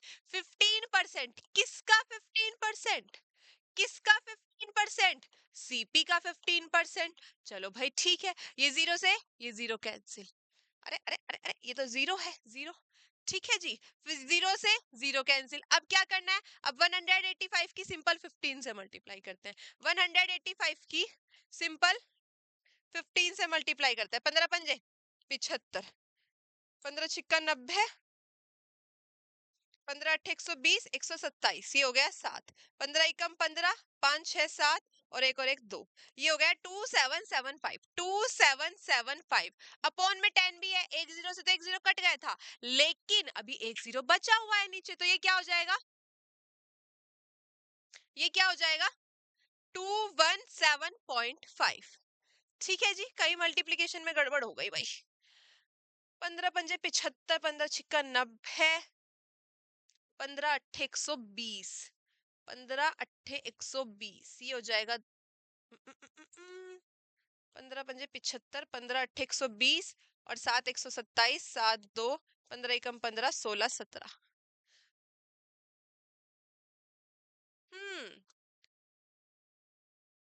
ऑप्शन मैच क्यों नहीं कर रहा?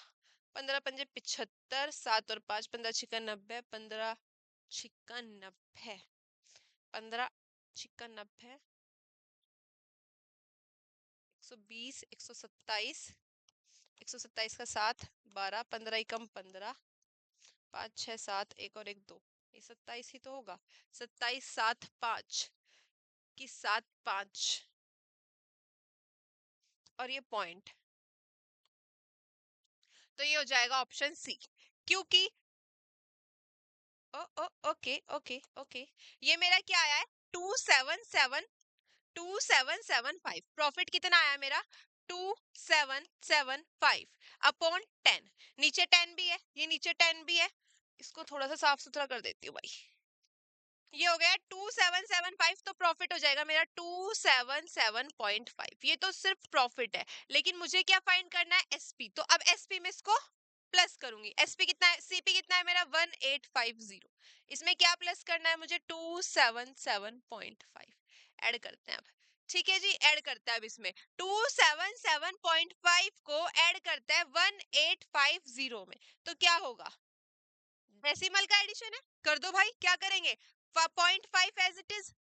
ठीक है जी, 0 प्लस 7 7, 5 प्लस 7 कितना होगा? 10 12, 2 1 कैरी, 8 9 10 11, 1 और 1 2, 2127.5, ये हो गया ऑप्शन सी। 33 का ऑप्शन सी। नेक्स्ट करते हैं।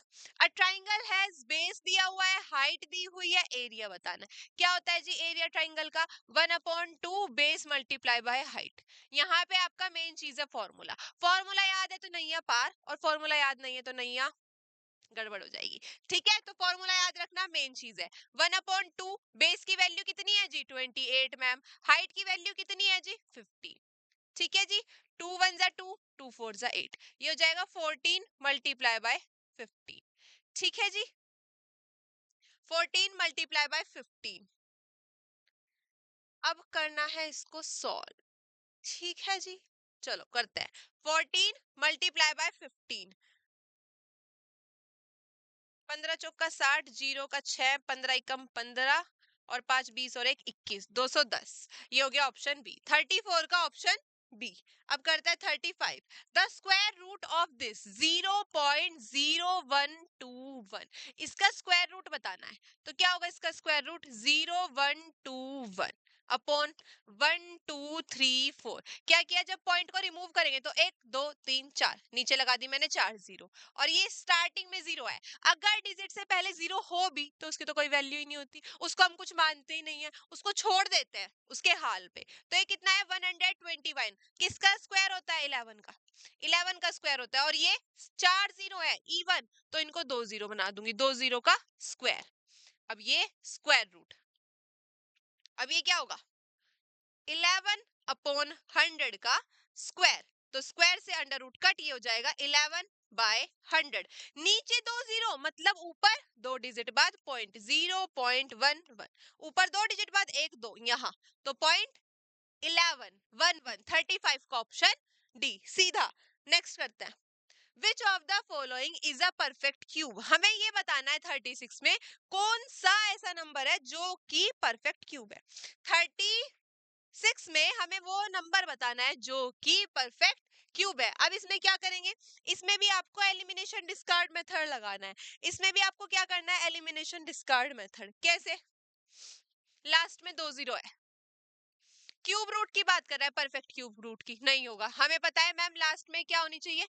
3 जीरो होनी चाहिए और जीरो होनी चाहिए, बट ये इवन है। स्क्वायर रूट कहता तो हम कुछ सोचते, लेकिन क्यूब रूट कह रहा है तो हम नहीं सोचेंगे। अब बात करते हैं इसकी इसकी इस ठीक है जी। ये 21 61 43 42 इनके आसपास का देखेंगे, इनके आसपास का। जैसे मैं बात करूं 58, मुझे क्या पता है?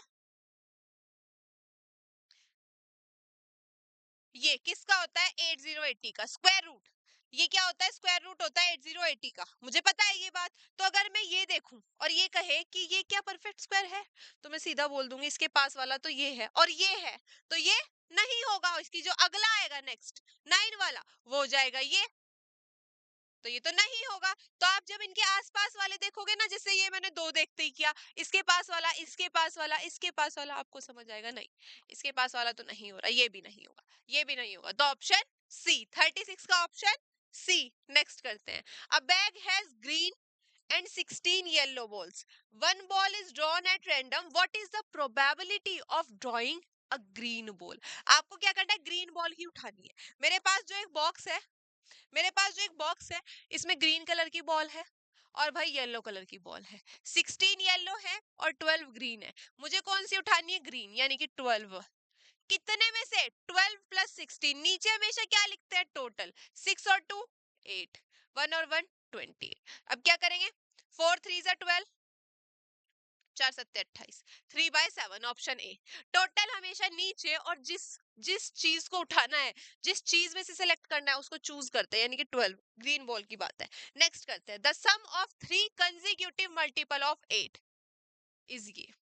3 कंसेक्यूटिव मल्टीपल का सम कितना होगा? 888।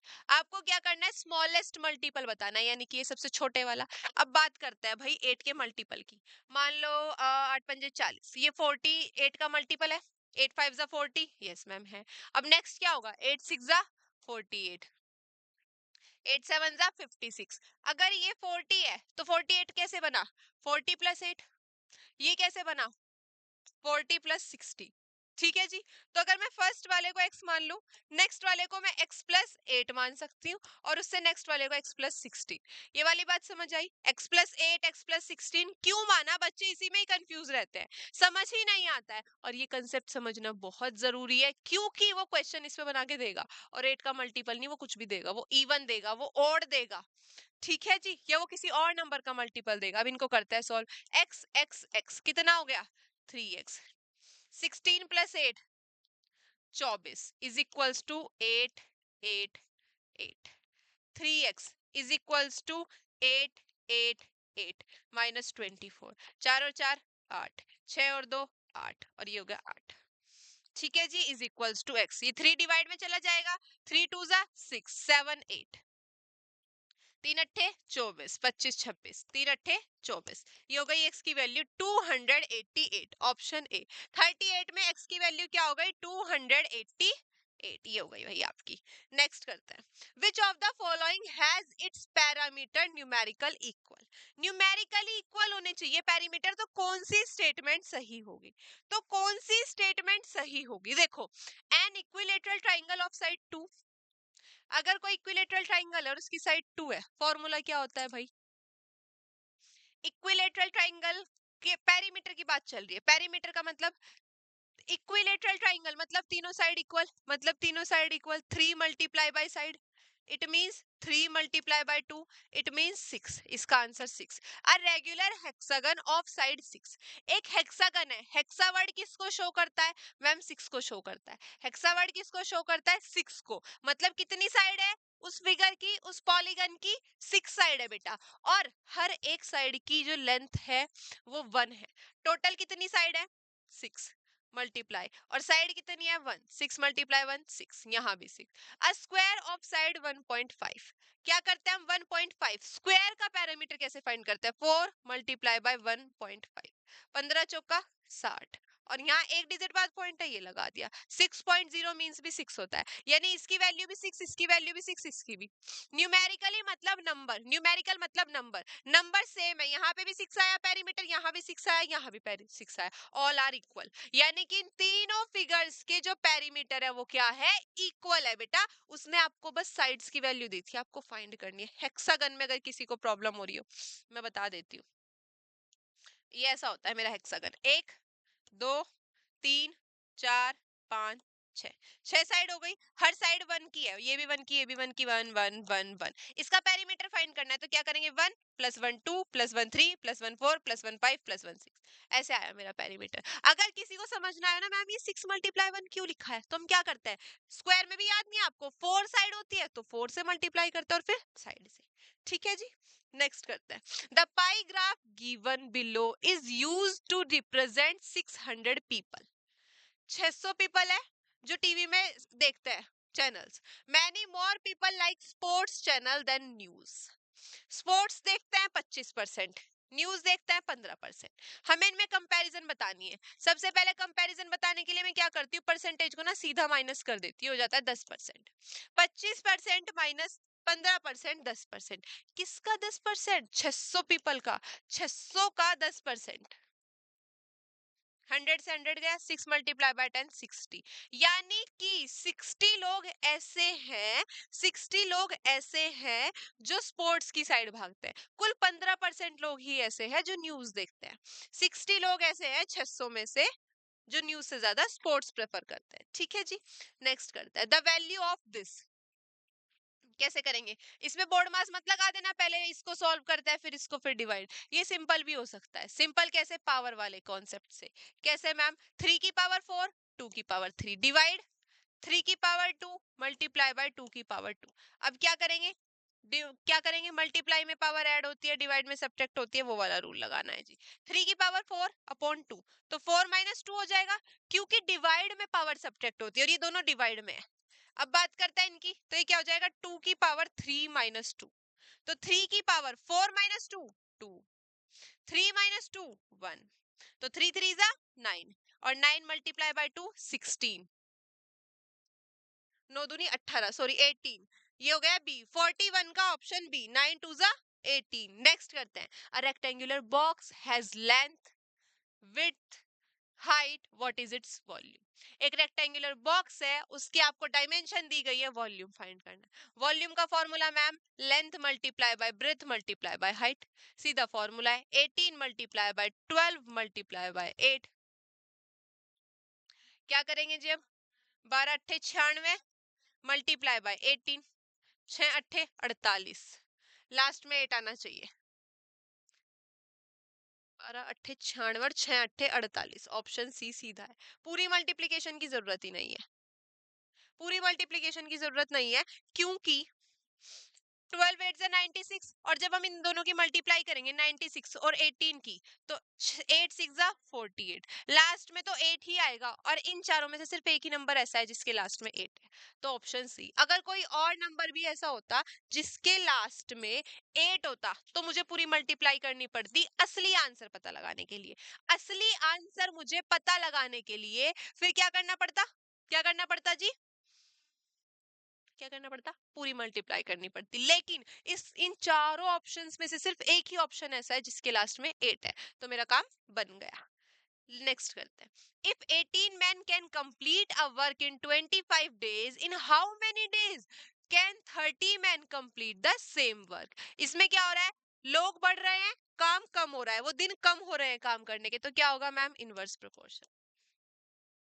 इनवर्स प्रोपोर्शन, ये हमारा यहाँ यूज होगा इनवर्स प्रोपोर्शन। क्या होता है जी, x1 y1 x2 y2, x1 18 y1 25 x2 30, and what is the value of y2, find करते हैं। 18 मल्टीप्लाई बाय 25, और ये 30 यहाँ मल्टीप्लाई में इधर जाके डिवाइड में चला जाएगा। ठीक है जी, अब क्या करेंगे, 5 5 जा 25, 5 6 जा 30, 6 3 जा 18, 3 मल्टीप्लाई बाय 5, 3 पंजे 15, यानी कि 15 डेज में 30 मेंस कंप्लीट कर देंगे काम को। y2 की वैल्यू कितनी आ गई, सीधा y2 की वैल्यू कितनी आ गई, 15। नेक्स्ट करते हैं, सॉल्व फॉर x, इसकी इसमें ना आपको x की वैल्यू फाइंड करनी है, तो कैसे करते हैं, हम क्या करते हैं, x की टर्म सारी एक साथ और बिना x वाली टर्म सारी एक साथ, ये माइनस का 5 इधर आके प्लस का 5, 3x माइनस 2x x, और 7 और 5 12, x की वैल्यू 12, ऑप्शन बी 44 का ऑप्शन बी। कभी कभी बहुत सिंपल क्वेश्चन भी आ जाते हैं। नेक्स्ट क्वेश्चन, नेक्स्ट करते हैं जी, if x and y are in inverse proportion, if x and y are in inverse proportion मतलब x1 y1 x2 y2, जहां पे x की वैल्यू 5 y की value 20, find the value of y when the x की value of 10। सीधा question है, उसने x और y दिए हुए हैं 20, ये 10 यहाँ फिर से डिवाइड में चला जाएगा, ये 0 से 0 गई, 5 multiply by 2 10, option A. Option A फिर से आ गया सीधा सीधा 10। उसने ना यहाँ पे वर्ड प्रॉब्लम में नहीं दिया हुआ, उसने सीधा बताया हुआ क्या, कि ये ना इनवर्स प्रोपोर्शन में है, तो मुझे पता है अगर इनवर्स प्रोपोर्शन में है तो मेरा ये फॉर्मूला है, ये मुझे पता है। फिर उसने बोला अगर x की वैल्यू 5 है तो y की 20 है, तो इस केस में है ना, इस केस में। नेक्स्ट करते हैं, चलो भाई आरंभ 2.0 बैच का ध्यान रखना है आप लोगों को। अगर आप लोगों को अपनी पढ़ाई को, अपनी प्रिपरेशन को नेक्स्ट लेवल पे लेके जाना है तो भाई ये बैच बहुत काम आने वाला है आप लोगों के। उसके बाद बात करते हैं इन बुक्स की जो कि बहुत ज्यादा इंपॉर्टेंट है आपकी प्रिपरेशन को एक अच्छी उड़ान देने के लिए। And after that model paper, अगर आप लोगों ने सच में अच्छे से प्रिपेयर किया है तो इन मॉडल पेपर को सॉल्व करो, पता चल जाएगा किया है या नहीं किया है ना। चलो जी नेक्स्ट करते हैं, the age of a mother, mother means M और daughter means D, the age of mother is, mother की the age of mother is मतलब इक्वल 4 टाइम्स मतलब 4 से मल्टीप्लाई, किसकी, the age of her daughter मतलब की D। स्टेटमेंट बनाने में किसी को कंफ्यूजन हो तो कोई प्रॉब्लम नहीं है, मैं सिखा रही हूँ। द एज ऑफ मदर तो यहाँ तक छोड़ दिया, इज मतलब इक्वल, 4 टाइम्स मतलब 4 से multiply, the age of her daughter. After 8 year, 8 साल बाद क्या होता है, चाय ठंडी हो जाती है, कुछ देर बाद चाय ठंडी हो जाती है, ऐसे ही 8 साल बाद ये बड़े हो जाएंगे। ठीक है, 8 साल बाद क्या होगा, मदर की एज कितनी हो जाएगी, मदर की एज हो जाएगी 8 प्लस, उन की एज में 8 ऐड हो जाएगा। मैं भी 20 साल की हूँ तो 8 साल बाद 28 साल की, 8 क्या कर दिया, ऐड कर दिया, तो यहाँ पे भी मदर की एज में 8 ऐड कर दिया। The mother will be, mother की एज हो जाएगी will be 3 times, 3 times the age of her daughter, the age of her daughter. अगर मदर की एज में 8 ऐड हुआ है 8 साल बाद तो डॉटर क्या उतनी ही रहेंगी, डॉटर क्या उतनी ही रहेंगी, डॉटर की एज में भी तो 8 ऐड होगा, डॉटर के 8 साल बाद भी 14 साल की रहेंगी, है ना, उनकी एज में भी 8 ऐड होगा। The present age of daughter, हमें डॉटर की एज बतानी है। अब सॉल्व करते हैं इसको। अब देखो जी, यहाँ पे क्या लिखा है, m is equal to 4d, m is equal to 4d, तो फ्रॉम इक्वेशन फर्स्ट m की जगह मैं 4d रख देती हूँ, यहाँ पे m की जगह 4d plus 8 is equals to 3 की मल्टीप्लाई करते हैं 3d प्लस 3 8 जा 24 4d minus 3d is equals to 24 minus 8 4d minus 3d is equal to d और 24 माइनस 8 16 तो d की वैल्यू कितनी हो गई आपकी 16 d की वैल्यू कितनी हो गई आपकी 16 यानी कि डॉटर जी की एज कितनी है बेटी की एज कितनी है 16 ईयर ठीक है जी नेक्स्ट करते हैं a shopkeeper marks his goods 40% above the coast price and gives a discount 15% यहाँ पे डिस्काउंट है 15% और ये 40% अबव हुआ है हिज प्रॉफिट परसेंटेज क्या करता है प्रॉफिट परसेंटेज और लॉस परसेंटेज के जानने के लिए परसेंटेज का फॉर्मूला x प्लस वाई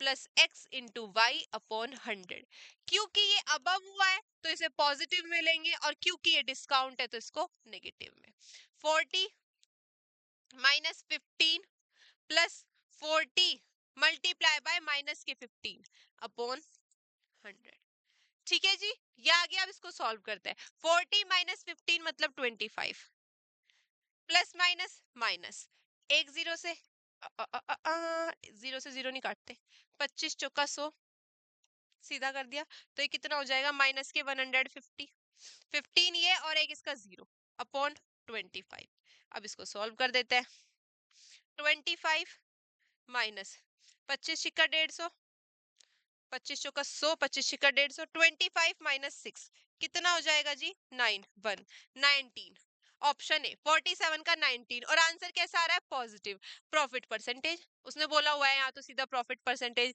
लेकिन यहाँ प्लस या माइनस से पता चल जाता है कि प्रॉफिट हुआ है या लॉस जैसे कि जो मेरा 19 है ना ये पॉजिटिव आया है जो ये 19 है ना मेरा पॉजिटिव आया इट मींस प्रॉफिट हुआ है वैसे भी उसने बोला हुआ है सीधा लाभ प्रतिशत नेक्स्ट करते हैं simple interest on this for 5 year at 6 per annum is कर देते हैं फाइंड एसआई का फॉर्मूला सीधा p multiply by r multiply by t upon 100 ठीक है जी p की वैल्यू 8000 r की वैल्यू 5 t की वैल्यू 6 अपॉन 100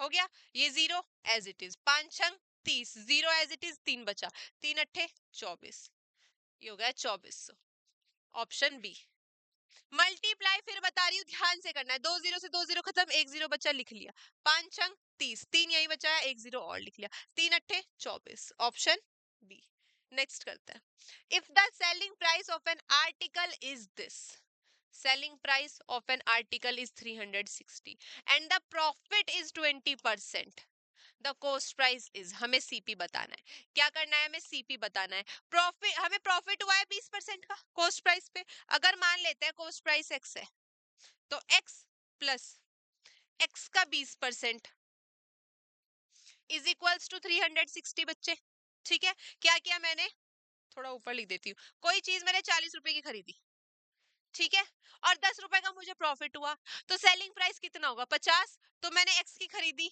और फिर 20% ऑफ एक्स उसमें प्लस कर दूंगी वो इक्वल हो जाएगा 360 इट मींस एसपी के अब इसको सॉल्व करते हैं x plus 20 multiply x by 100 एक जीरो से एक जीरो गया दो एकम दो दो पंजे 10 ये हो जाएगा x plus 1/5 into x is equals to 360 अब इसका क्या करेंगे एलसीएम लेंगे एक्स प्लस 1/5 यहाँ पे तो कुछ है ही नहीं तो नीचे 1 मान लेंगे 5 और 1 का एलसीएम कितना आएगा मैम 5 आएगा यहाँ क्या हो जाएगा 5 प्लस 1 ये क्या हो जाएगा 5x प्लस ये क्या बचेगा यहाँ पे बस एक x ही बचेगा इज इक्वल्स टू 360 ये कितना हो जाएगा 5 plus x 6x is equals to 360 multiply by 5 मैं अभी 360 की 5 में मल्टीप्लाई नहीं करूंगी मैंने बोला है मैं अभी मल्टीप्लाई नहीं करूंगी पहले मैं इसको और सॉल्व करूंगी ठीक है जी 6 मल्टीप्लाई में धरा के डिवाइड में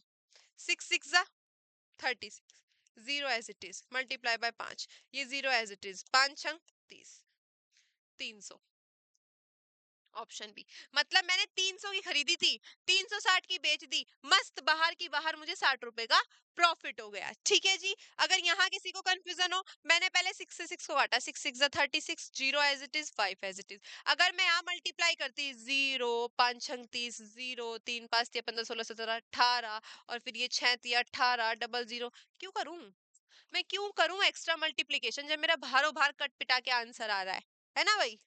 नेक्स्ट करते हैं। The compound interest on this for 2 years at 8% per annum is। ठीक है जी। यहाँ हमें क्या बताना है, सी आई बताना है। यहाँ हमें क्या बताना है, सी आई बताना है, और पी हमें पता है। तो हमारा काम क्या होगा, सी आई हमें बताना है, पी हमें पता है, तो हम क्या करेंगे, हम यहाँ पे क्या करेंगे, अमाउंट फाइंड करेंगे। ठीक है जी। यहाँ पे हम क्या करेंगे, अमाउंट फाइंड कर लेते हैं इस पी आर टी की हेल्प से, और उसके बाद क्या करेंगे, उसके बाद सी आई निकाल देंगे माइनस करके। हाँ जी। तो इसका आप अमाउंट निकालेंगे पहले, कैसे होगा मैम, ये कंपाउंड इंटरेस्ट पूछ रहा है। ठीक है जी। तो मेरा क्या हो जाएगा फॉर्मूला, ए माइनस पी।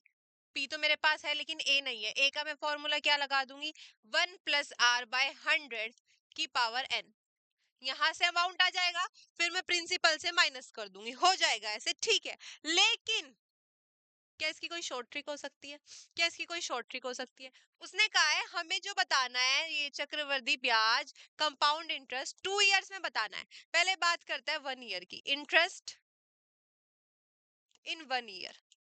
पहले साल में कितना इंटरेस्ट देना पड़ेगा मुझे, पहले साल में मुझे देना पड़ेगा 15,000 का 8%। हर साल मुझे 8% देना है, तो पहले साल कितना देना पड़ेगा इन 1 ईयर, 15% का 8। ये अरे अरे अरे अरे, ये 2 3 0 कहाँ से आ गई भाई, 3 0 नहीं 2 0, ये 2 0 से 2 0 कट, 15 अट्ठे 120, और एक ये 0 आ गया, ये आ गया 1200। यानी कि पहले साल में मुझे 1200 रुपए क्या करना पड़ेगा, 15,000 में से 1200 रुपए तो ब्याज देना पड़ेगा, इंटरेस्ट देना पड़ेगा। इंटरेस्ट का काम बहुत गंदा है भाई, जो कर रहा है उसके लिए तो बढ़िया है, प्रॉफिट हो रहा है उसको तो मस्त, लेकिन जो बेचारा ब्याज देता है ना उसके मन से पूछो। अब बात करते हैं सेकेंड ईयर की, interest in second year.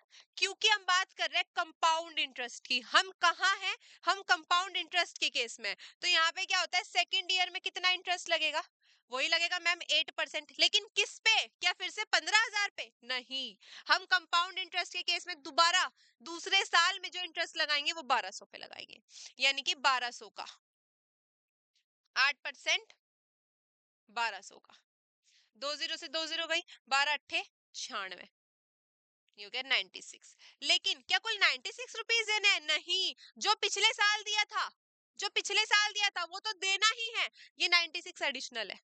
Next year second year में क्या हो जाएगा, 1200 प्लस 96 कितना हो जाएगा, ये 1296। यानी कि पहले साल तो आपको जो ब्याज देना है वो 1200 है, और जो दूसरे साल आपको ब्याज देना है वो कितना है, 1296।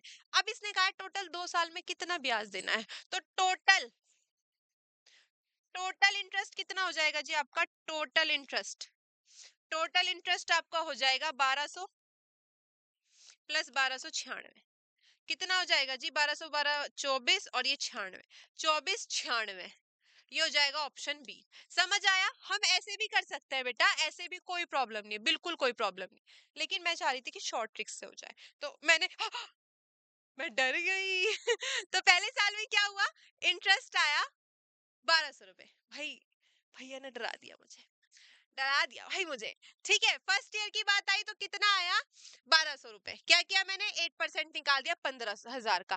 फिर पहले साल में मुझे इतना इंटरेस्ट देना है, ओके, पहले साल में मुझे इतना इंटरेस्ट देना है 1200, ओके। फिर सेकेंड ईयर में कितना देना है, 1200 का 8% तो देना ही है, 96 तो देना ही, लेकिन पिछला भी ऐड करना है, पिछला भी ऐड करना है, यानी कि 1200 रुपए। तो 1296 मुझे नेक्स्ट ईयर में देना है, नेक्स्ट ईयर में मुझे कितना देना है, 1296। अब टोटल 2 साल में कितना देना है, मैंने पहले साल नहीं दिया, तो मुझे टोटल टोटल 2 साल बाद में कितना दूं, मैं क्या करूंगी, पहले साल का प्लस दूसरे साल का प्लस कर दूं।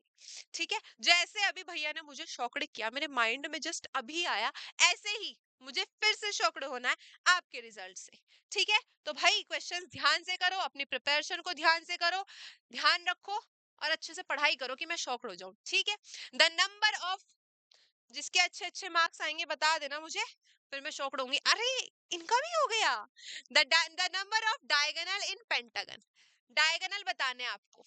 पेंटागन, पेंटा वर्ड होता है 5 के लिए, जैसे कि हेक्सा वर्ड होता है 6 के लिए, ऐसे ही पेंटा वर्ड होता है 5 के लिए। डायगोनल का formula n into n minus 3/2, ये आपको याद होना चाहिए था।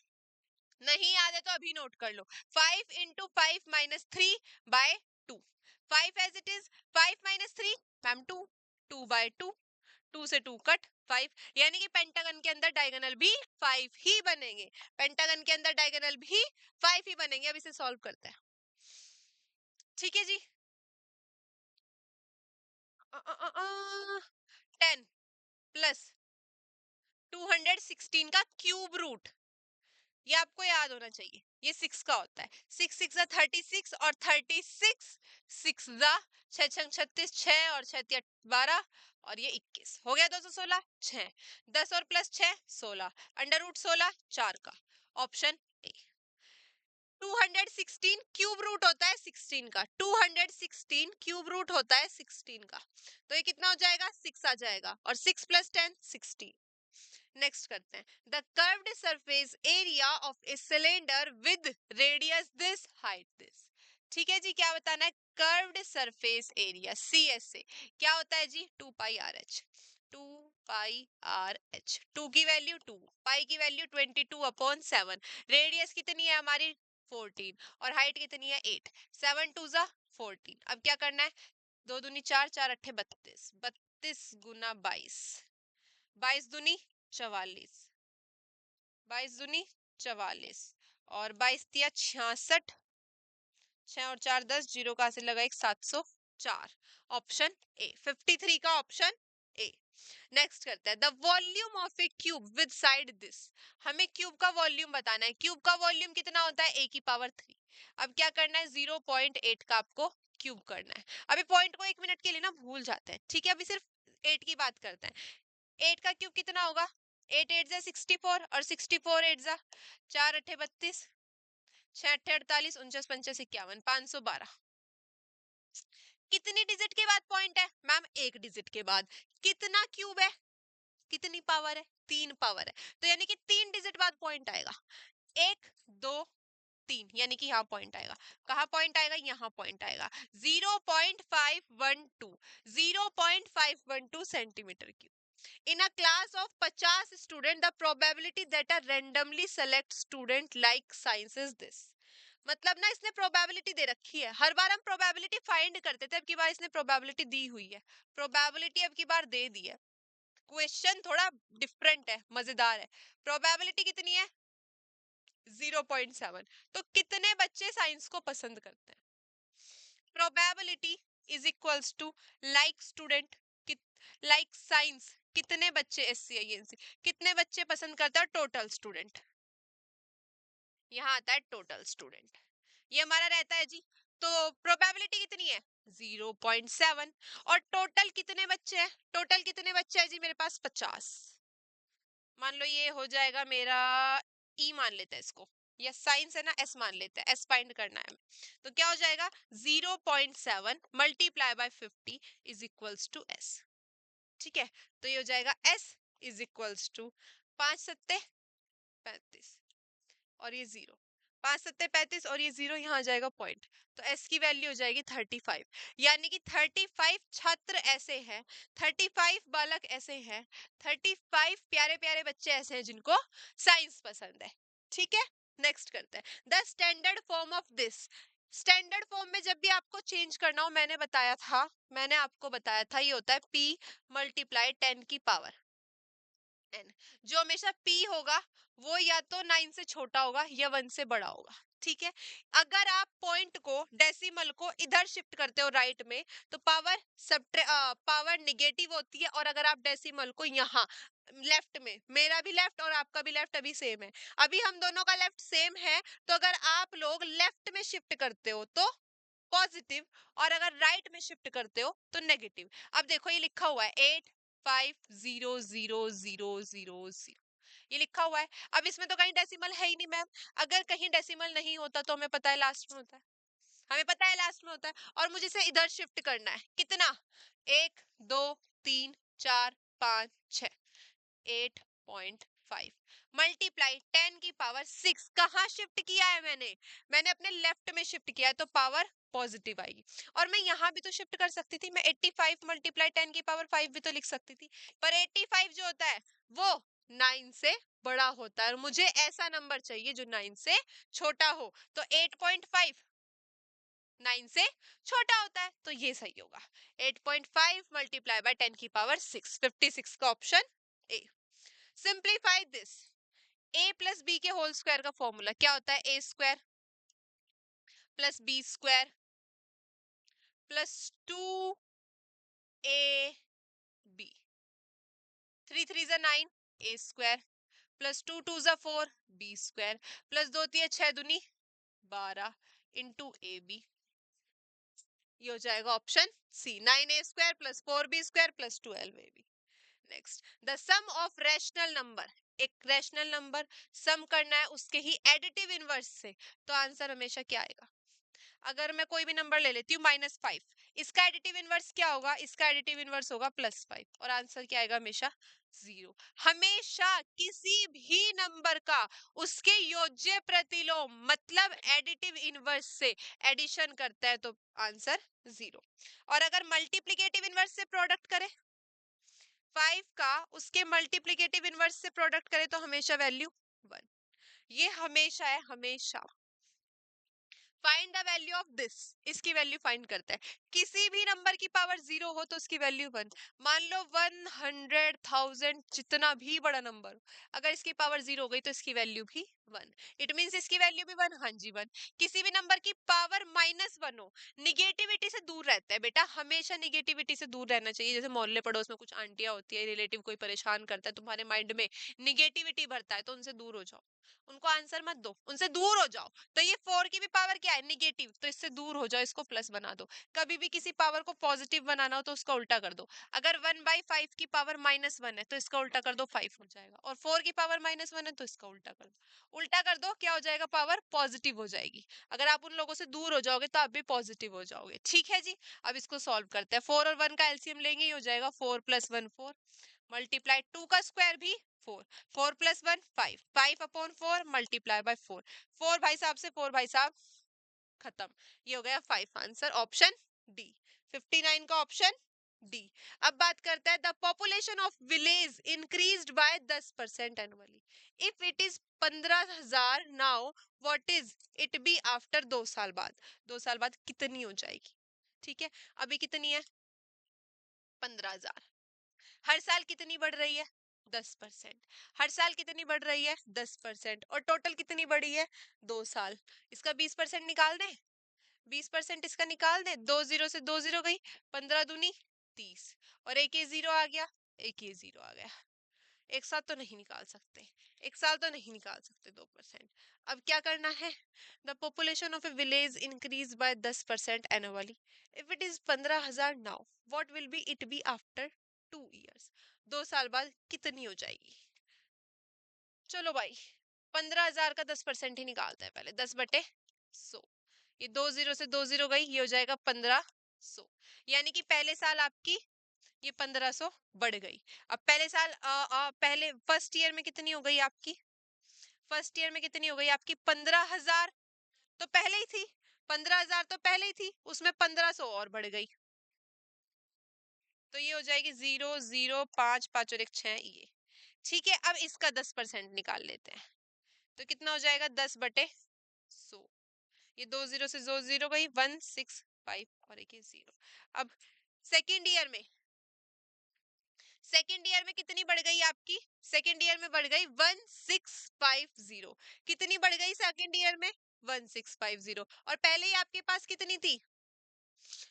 16500। इतनी आपके पास पहले ही थी, इसमें 1650 और बढ़ गई। ठीक है जी, हाँ जी। तो पहले ईयर में हमारी हुई इतनी, दूसरे ईयर में हुई इतनी। अब हमें टोटल बताना कितनी होगी। फर्स्ट ईयर में कितनी हुई थी? इतनी, 16500 प्लस दूसरे ईयर में कितनी हो गई है? इतनी, 1600 50। तो अब क्या करेंगे, इन दोनों को ऐड कर देंगे, 0 5 और 5 और 5 10 और 1 11, 6 और 1 7 और 1 8, 18150 ऑप्शन सी। एक बार और समझा देती हूँ, देखो क्या हुआ।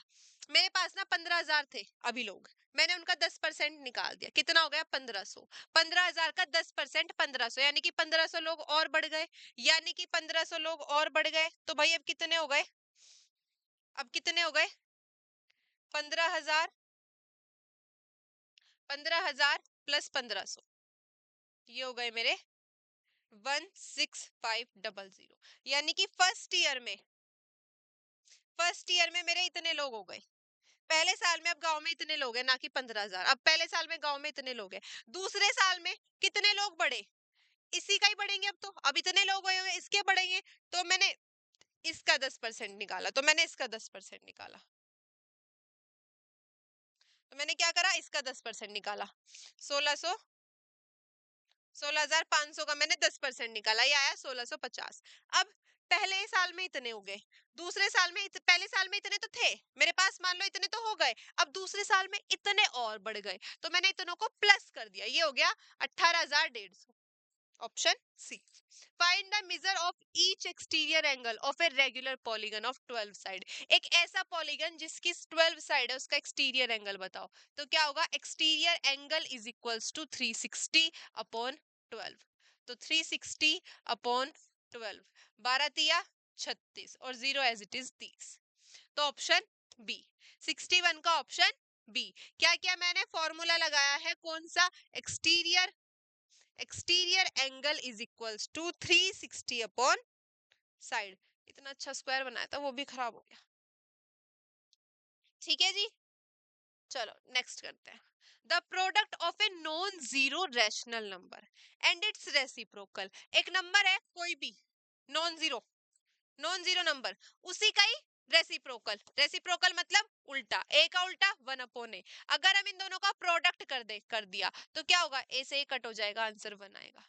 माइनस ए है, अगर मैं इसका भी रेसिप्रोकल करूंगी तो माइनस का 1 अपॉन ए होगा, माइनस चेंज नहीं होगा, उसका उल्टा होगा बस। अगर वो जैसे मैं अभी खड़ी हूं ना, तो पैर ऊपर सर नीचे हो जाएंगे। इसका रेसिप्रोकल ये होगा, ये ब्लैक कलर का है, ब्लैक का ही रहेगा, ये माइनस का है, माइनस का ही रहेगा। तो माइनस से माइनस कट, ए से ए कट, आंसर 1 ही आएगा, -1 नहीं आएगा, अनडिफाइंड 0 1। नेक्स्ट करते हैं। अ रेक्टेंगुलर पार्क इज इतना मीटर लॉन्ग, इतना metre wide, what is the cost of fencing. जब भी बात की जाए फेंसिंग की, तो यहाँ आ जाता है पेरीमीटर। भाई साहब पेरीमीटर फाइंड करते हैं, 2 multiply length plus breadth, it means 2, 6 और 4 10, और ये कितना हो जाएगा 200। अब क्या करना है, फेंसिंग की कॉस्ट बतानी है, कॉस्ट बतानी हो तो क्या करता है, मल्टीप्लाई, 200 मल्टीप्लाई बाय 50, 15 दूनी 30 और बाकी की 0 एज इट इज, ये हो गया 3,000 रुपए। 3,000 रुपए लगेंगे फेंसिंग कराने में, पार्क की फेंसिंग कराने में 3,000 रुपए लगेंगे। कितने भाई, 3,000 रुपए लगेंगे पार्क की फेंसिंग कराने में। ये हमारा बार ग्राफ है। ये क्या कह रहा है, राइस कंजप्शन की बात चल रही है। यहाँ पे एक चार्ट दिया हुआ है आपको, सिटीज में कितने कितने राइस लगते हैं। तो आपको ये बताना है लास्ट 3 डेज में कितने राइस लगेंगे। ठीक है जी, लास्ट 3 डेज की बात करते हैं हम, Friday Saturday Sunday, Friday Saturday Sunday की बात करते हैं।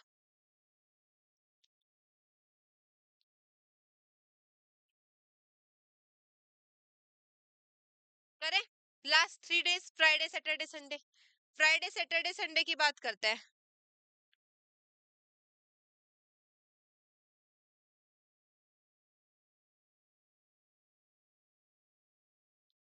फ्राइडे में कितने होंगे,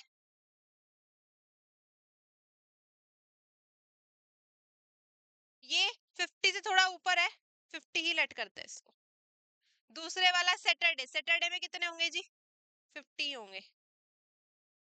सैटरडे में तो 40 होंगे, देखिए नहीं 50 होंगे।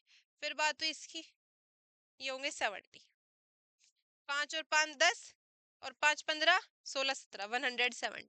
ऑप्शन में नहीं है, 170, 64 का 170। नेक्स्ट करते हैं, इन तीनों को ऐड करना है ध्यान से। एक काम करूंगी मैं, एक टर्म पूरी ये है यहाँ तक, एक टर्म पूरी ये है यहाँ तक, और एक टर्म ये है एंड, और यहाँ बीच में कोमा है ना, 3 टर्म है, सेम सेम एक साथ लिखते हैं, लाइक 7xy, लाइक टर्म एक साथ लिखेंगे। अब ये देखो यहाँ दूसरी टर्म में कोई xy वाला कोई नहीं है, xy ये रहा xy, एक मिल गया माइनस के 2xy। लाइक टर्म को एक साथ लिखना, एक काम हो गया, ब्रैकेट के अंदर कर देते हैं कभी इधर उधर हो जाए। फिर बात करते हैं प्लस का 5yz, ये प्लस का 5yz है, बस 5 मिनट।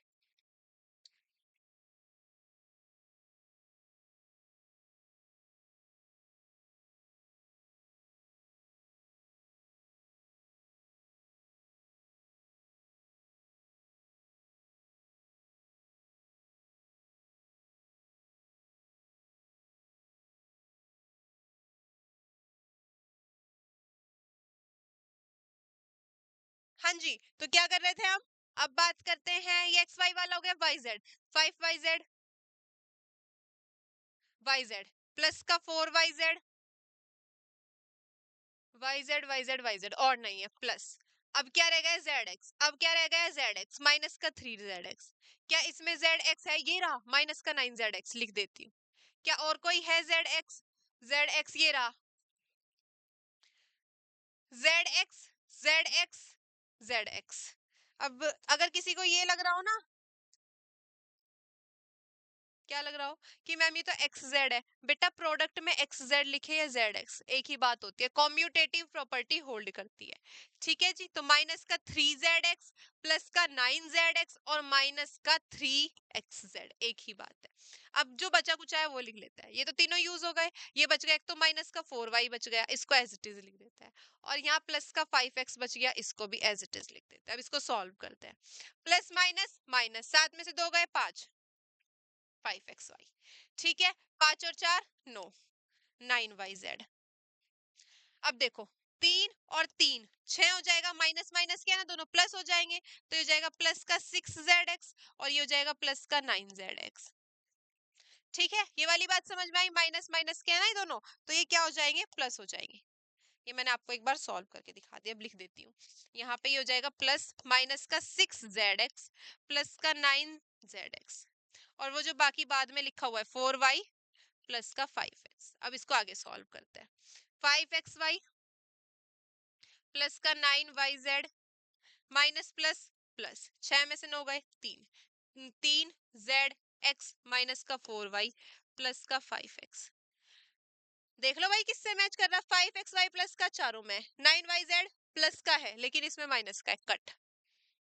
फिर क्या है, प्लस का 3zx, सब में प्लस का 3zx है, 5x प्लस का है, प्लस का है, माइनस का है 4y, इसमें भी माइनस का है 4y, लेकिन yz कैसा है हमारा 9, ऑप्शन ए।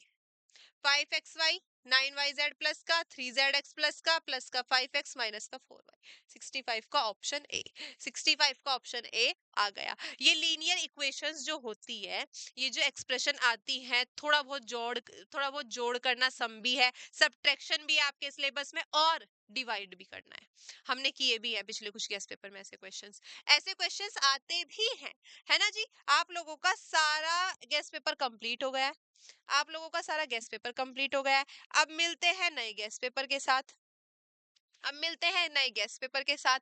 आज के लिए इतना ही रखते हैं, ठीक है। देख लेना भाई कहाँ कहाँ मिस्टेक आप लोगों ने की है, जहां जहां मिस्टेक की है प्लीज अपने कंसेप्ट पर ध्यान रखें थोड़ा सा, और शॉर्ट ट्रिक्स को प्लीज साथ लेके चलिए। जितना जरूरी कंसेप्ट है उतना ही जरूरी आपकी शॉर्ट ट्रिक भी है बेटा जी, क्योंकि वहां पे आपके पास टाइम कम होता है। ठीक है, कल मिलते हैं नए क्वेश्चंस के साथ, तभी तक के लिए bye bye, take care and concept पर और कमांड करो भाई। ठीक है जी, बाय बाय।